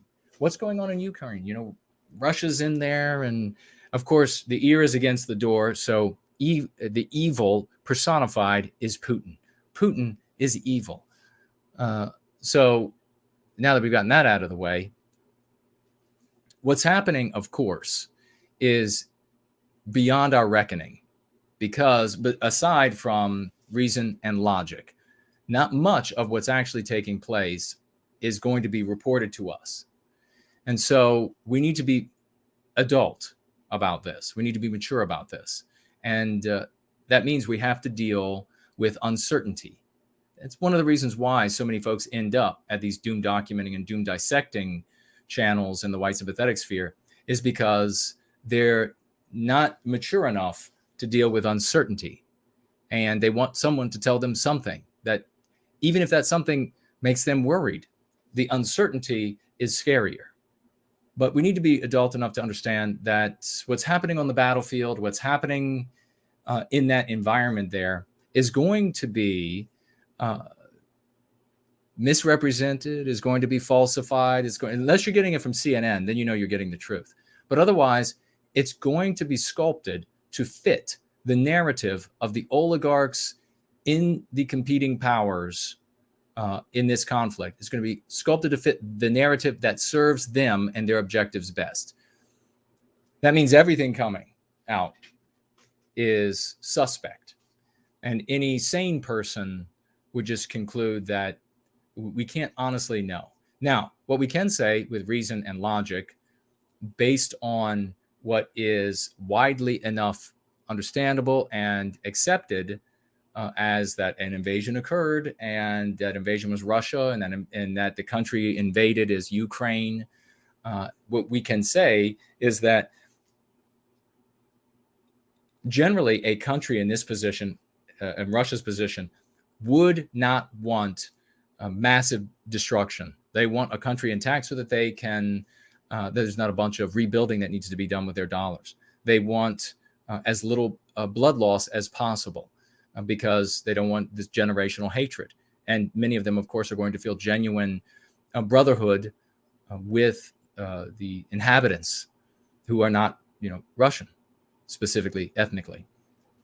So, and they're also going to want to prevent outsiders from moving in and interfering with the conflict, to either prolong or protract the conflict, or to highlight and undermine it, to cause as many deaths as possible. On the other side, as many deaths as possible is logically advantageous. I'm not saying that they're doing it, as CNN, but getting more weapons in. There's no way to wage a guerrilla war against Russia, in my opinion. CNN might say otherwise. No way to wage a successful guerrilla war. It's not like the jungle. It's not like the mountains. It's flat, and it's all built. So no guerrilla warfare is possible, in my opinion. And the longer this is protracted, and this is why I said, and you watch now, that when right as this first started, you can hear my comments here and over on PWR. I said, this guy, Zelensky, is going to be said objectively at some point to be a war criminal. And so you watch, I'm not saying he is, because the ear is against the door, but you watch, there'll be content creators in the white sympathetic sphere that in another month, in another 2 weeks, in another 2 months, they'll be saying the exact same thing. Because this individual is subjecting the population to a protracted misery, suffering, etc., when there's no hope of victory over the invader and no hope that anyone is going to come, the cavalry is going to come to the rescue. So that's a great question. Thank you. And as far as the war is concerned, what's happening there, I believe MSNBC, CNN, Fox, they all hate Russia. They all want America fighting Russia. And so I just believe whatever they say. If they disagree, I believe with that too. Slots, though, says here with his $20, thank you, brother. Good distinction with hush crime versus memory hole. Well, thank you very much for that. Yeah, we did cover some good ground there. It will so much more effective. We have the great I Love Jesus Christ.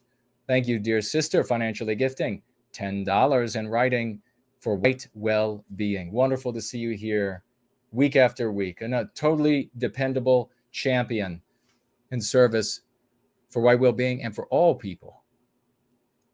We have the great White Student Transmission, financially gifting $5.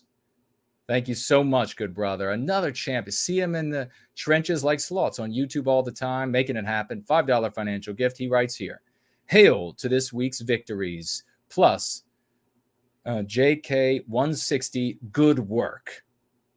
And I underscore that. Thank you so much for noting that, good brother. And $5 financial gift, the great White Student Transmission.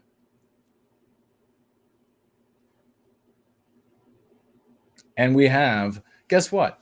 I Love Jesus Christ doesn't have to financially gift her $10 next week because she financially gifted again. Another $10. And she writes again for White Wellbeing. Well, I will mention your financial gift and that you write for White Wellbeing next week, because you did twice this week. Thank you so much. And finally, we had Kaber's question about Ukraine and the $25 financial gift. I think I got everybody there. And thank you all so very much for your financial gifts. Every single dollar, every single penny, every single cent, to be redundant, is, and eventually our dollars are going to be worth cents. They keep printing them. Every single cent is extremely important because it's put into the most efficacious work for our people that we have ever seen. It's just a fact. It's no brag. It's just fact. And we need to stick with it, keep making it happen. And the people who are too jealous or whatever it might be, one of these days, they'll all be outside of the club, wondering why the bouncers won't let them inside. Thank you so much to every single one of you. Mr. V is coming up next. And if you financially gifted and I didn't see it over on Cash App, let me know. Tag me right now so I can take a look and see if it's there. I do also want to mention this really quickly. All this money is being sent in relation to the printing of money. All of this money is being pledged to Ukraine. How much do you want to bet? How much money do you want to bet that much of this or all of it is going to be said to be destroyed in Ukraine? And that's a great way to reduce inflation, by the evaporation of money. They'll just take it off the books. And with that, we'll reach out to Mr. V if he's available. And there he is. Here we go.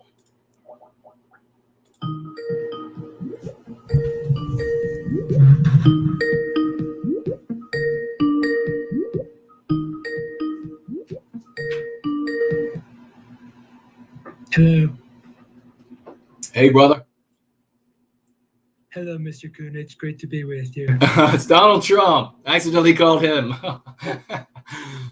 You were asking for millionaires, and here I am. Oh. I finally arrived. Here to give you all the money you need.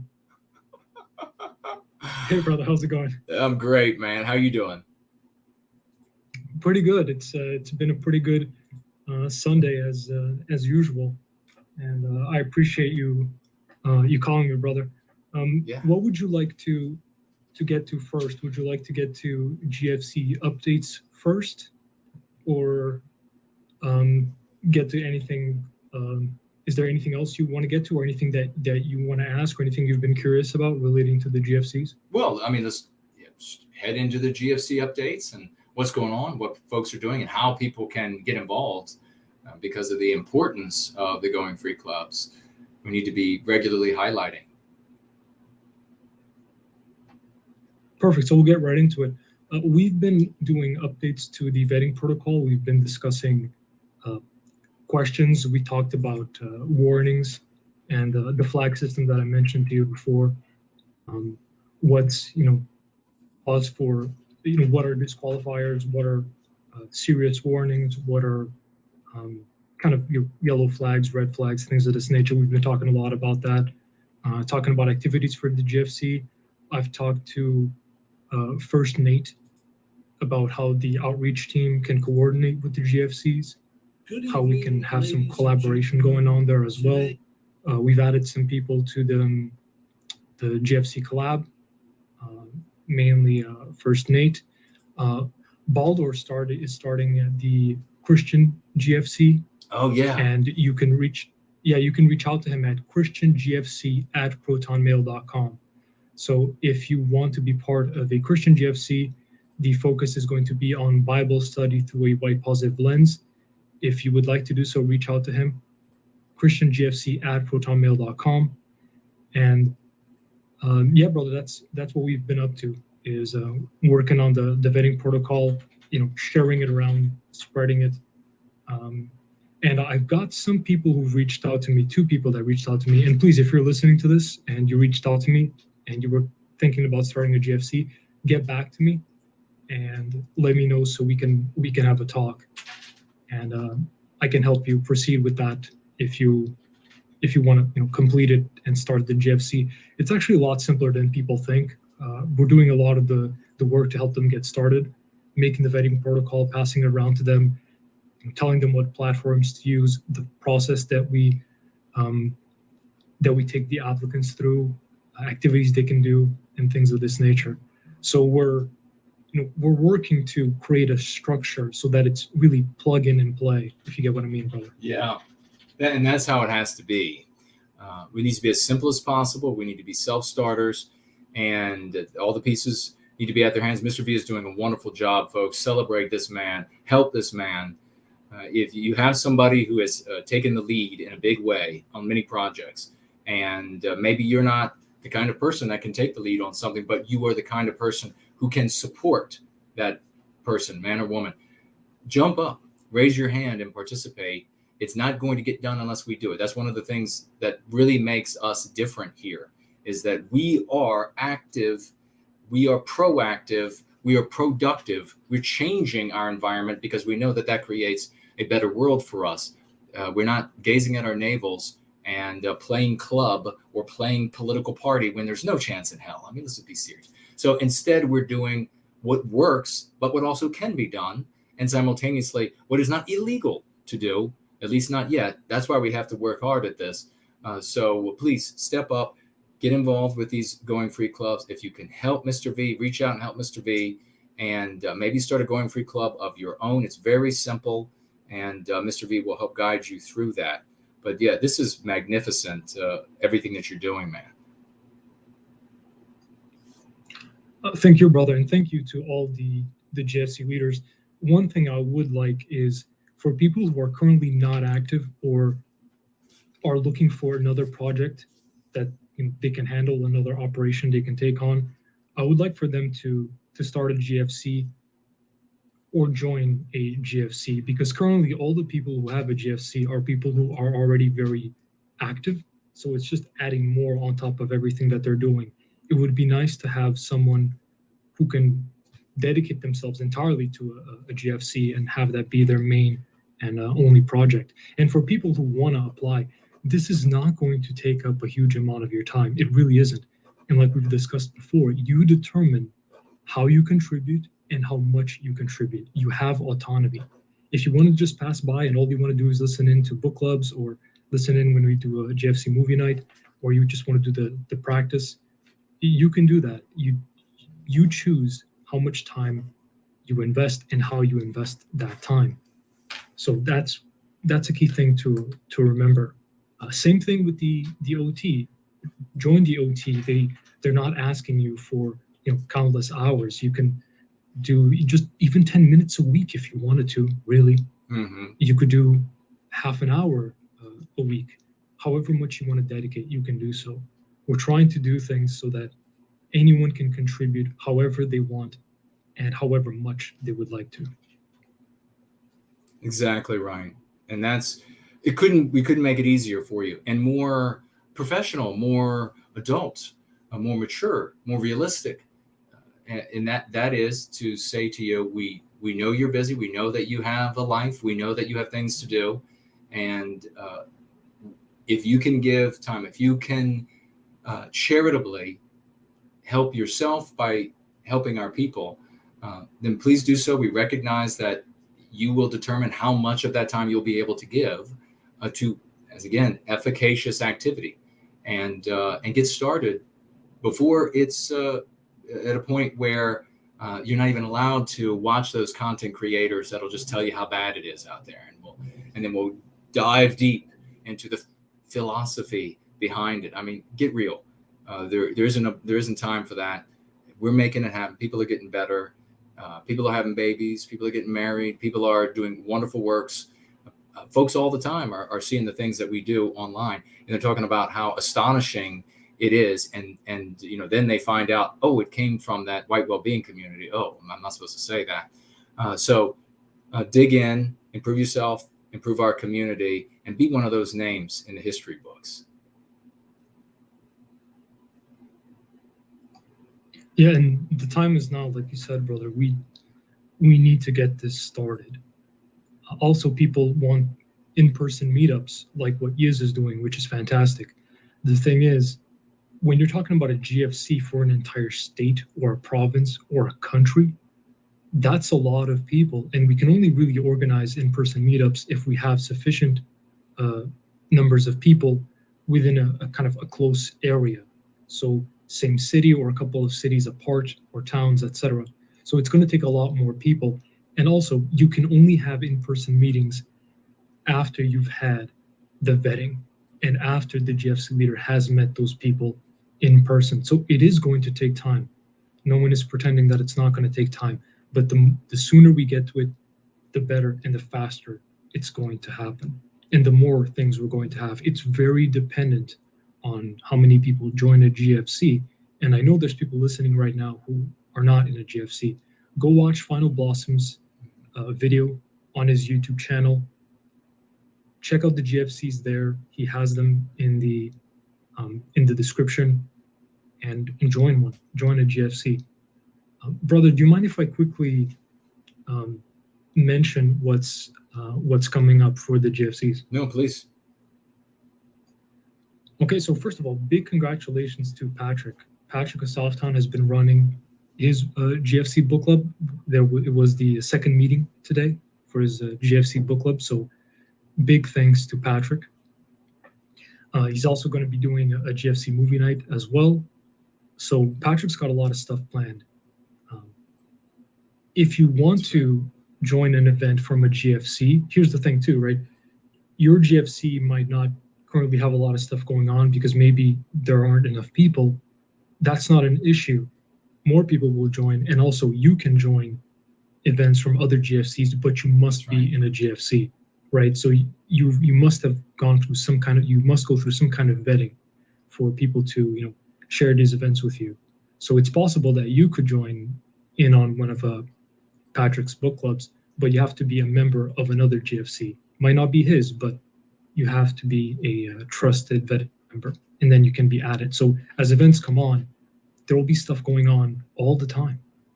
And I mean, that's great just for you to join, to know that during the weekday or on the weekend something is going on and there's some sort of going free practice happening. That's very exciting. And I think it'll help to build a community. Also, we did our second movie. We did Office Space, and that's got a lot of MPs in it. I bet. And we broke that one down. And see, brother, this is the thing.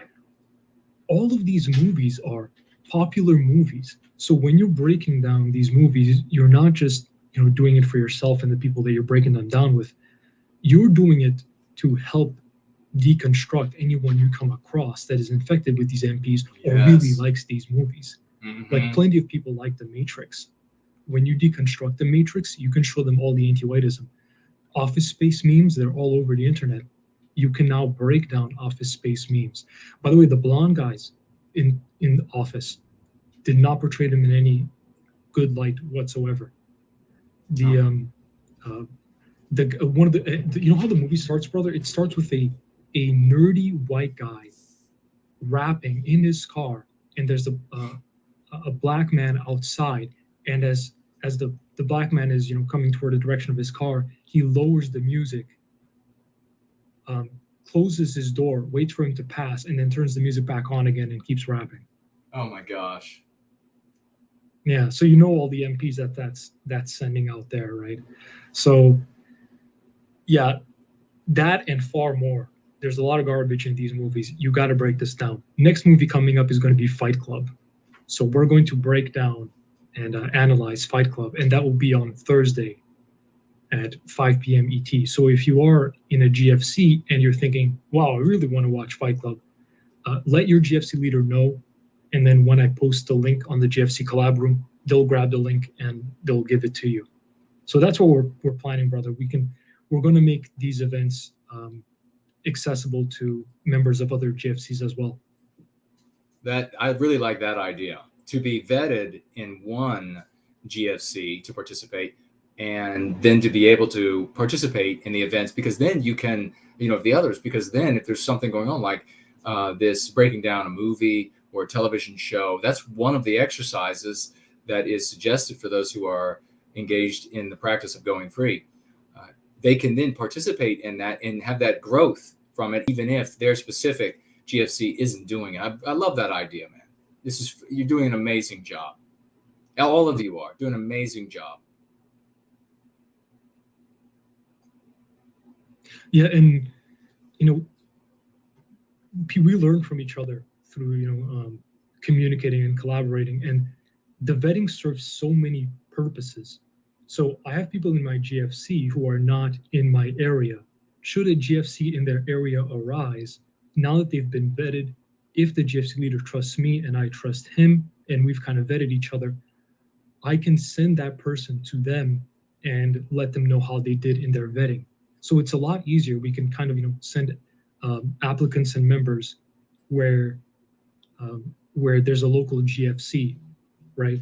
So even if there isn't a GFC local to you, join the GFC anyway. And when the time comes and a GFC opens up, it'll be easier for you to join that GFC. Or you might join a GFC. Oh, go ahead, Bob. I was just going to say, I know. Well, we got to go as well, but you got to go. But really quickly, big round of raucous emojis for Dude Bro Moment, ladies and gentlemen. Again, here at the end of the show, just as the beginning, financially gifting $50, and he has a question for Mr. V. Thank you so much, Dude Bro Moment. The question for Mr. V, it says, can Mr. V go over the security of the community and some of the ways to keep from getting doxxed while participating in a GFC? Thanks. You can summarize that, brother, before you have to go. Sure. I'll quickly mention that what I do and what I advocate for other GFCs is, of course, you never reveal your name. We only use pseudonyms. Someone emails me. Once they've emailed me, I tell them to create an account on an encrypted app. Then they share with me their username on that encrypted app. I send them a message. We start a chat. I send them some intro questions for them to answer. And then we conduct, should they pass those intro questions, we conduct the first call. Should they pass the first call, we then conduct the second. And then they get added onto the online platform that we use, which is also, encrypted. And then everything that we use for calls, everything else, all of that, we try to use the best possible platforms. And it's really the vetting that helps with a lot of the safety. And of course, basic practices. Have a VPN. If you are white positive and you do not have a VPN, you need to understand that you're living in an anti-white regime. Get a VPN. Get one. I recommend Mullvad, Mullvad. That's the one that I recommend because it's the one I use. You can pay through so many ways. It can be entirely anonymous. So it's kind of the perfect VPN for us. But it's making sure that I take people through vetting, that I really trust them, that people are using a VPN and we're using the right platforms, and that we're not sharing private information. That is also quite important. And then to avoid the doxing, you are not going to meet with another GFC member in person until the GFC leader has taken that initial risk. So there is a risk being associated with leading a GFC and having in-person gatherings, is that you are going to be the first one to meet everybody. And it might be once, and you might think that's not enough, so then you do it twice or 3 times. But you got to get to know the people that you're meeting in person, and then only when you trust that person and you trust someone else will you pair them together, and you'll all meet in 3s. And then eventually it'll be possible to meet in 4s, in 5s, etc. So that would be my answer, kind of off the top of my head. Any thoughts on that, brother? No, that actually sounds really good because it doesn't sound onerous. It doesn't sound too burdensome to get through.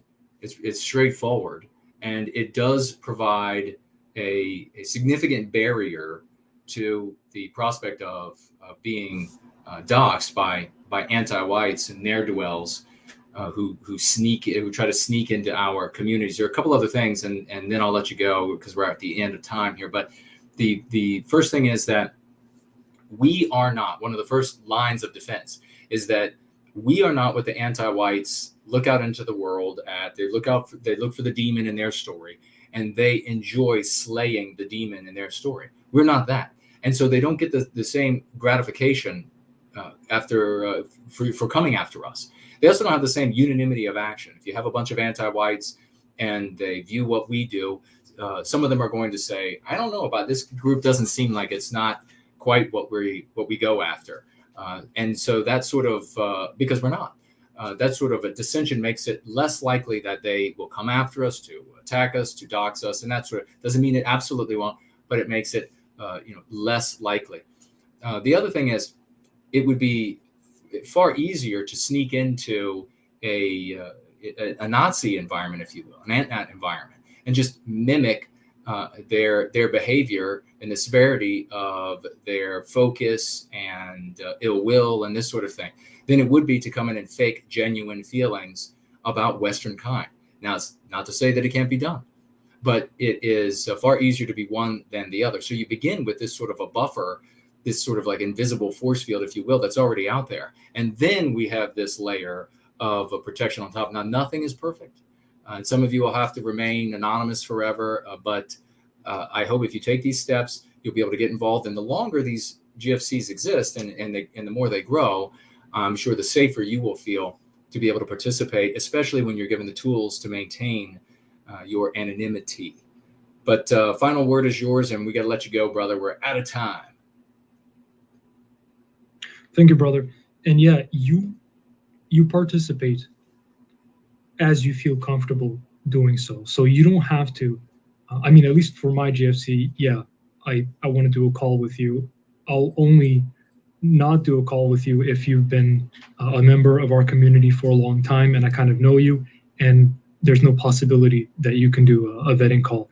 If you are concerned about your safety, when you apply for a GFC, ask the GFC leader what his vetting protocol is, what it's what you are expected to go through. And maybe you don't think just a couple of intro questions is enough. Maybe you want vetting calls, or if the leader can't do vetting calls, then just a vetting call in questionnaire format. So demand that of them, ask that of them. Join a GFC that you feel is well thought out, carefully planned, etc. And we're doing our best to make sure that everybody's is up to a standard that we agree and that Mr. Köhne agrees with, and that's representative of our community. Precisely. Thank you for everything that you're doing and you've done, brother. And of course, you're always welcome. We'll call you every week if you're available. Thank you, brother. And yes, please send me those images, brother, so I can put okay.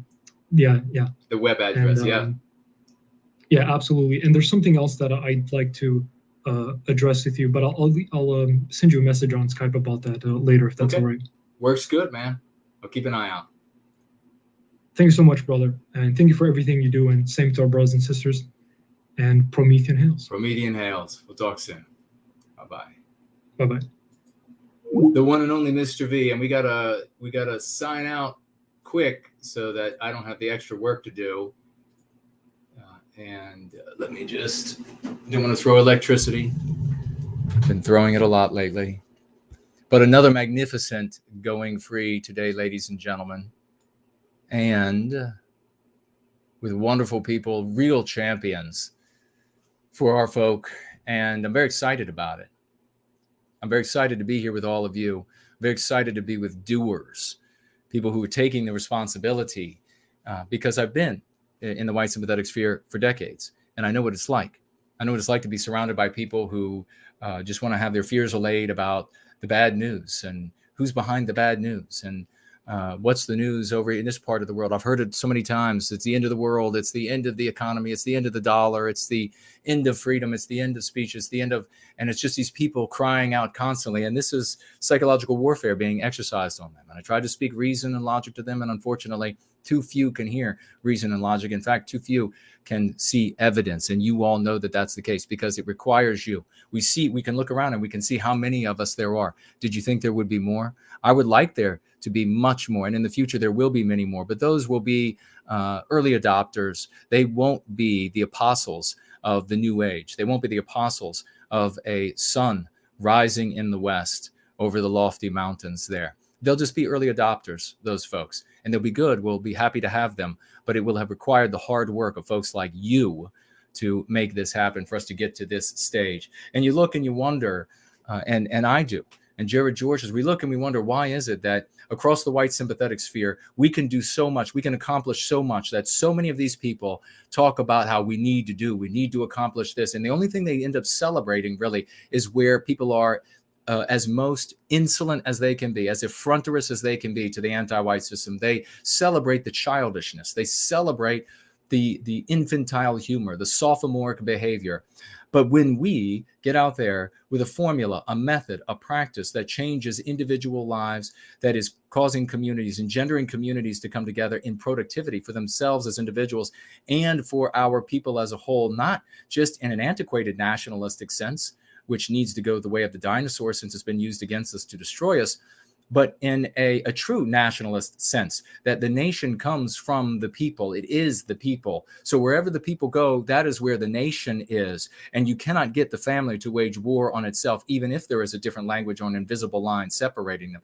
That's the true distinction between those and us. That's the true distinction between failure and victory. And they look out and they say, we're talking about a new world. We want to do something very different for our people. And they celebrate every loser that comes along that says he's going to run for office or she's going to run for office. And they say the most outrageous, ridiculous, disgusting, obnoxious things. And they say, yes, he's going to get in office and he'll change everything for us. Everybody needs to celebrate him. Here's the new litmus test. How much do you like this politician? How much do you like this outrageous caricature of a previous approach and a previous vehicle? And we say loudly and as a single voice, we do not like, we do not appreciate, we do not accept all of these objectionable, destructive, self-destructive, dangerous endeavors, dangerous approaches, dangerous policies.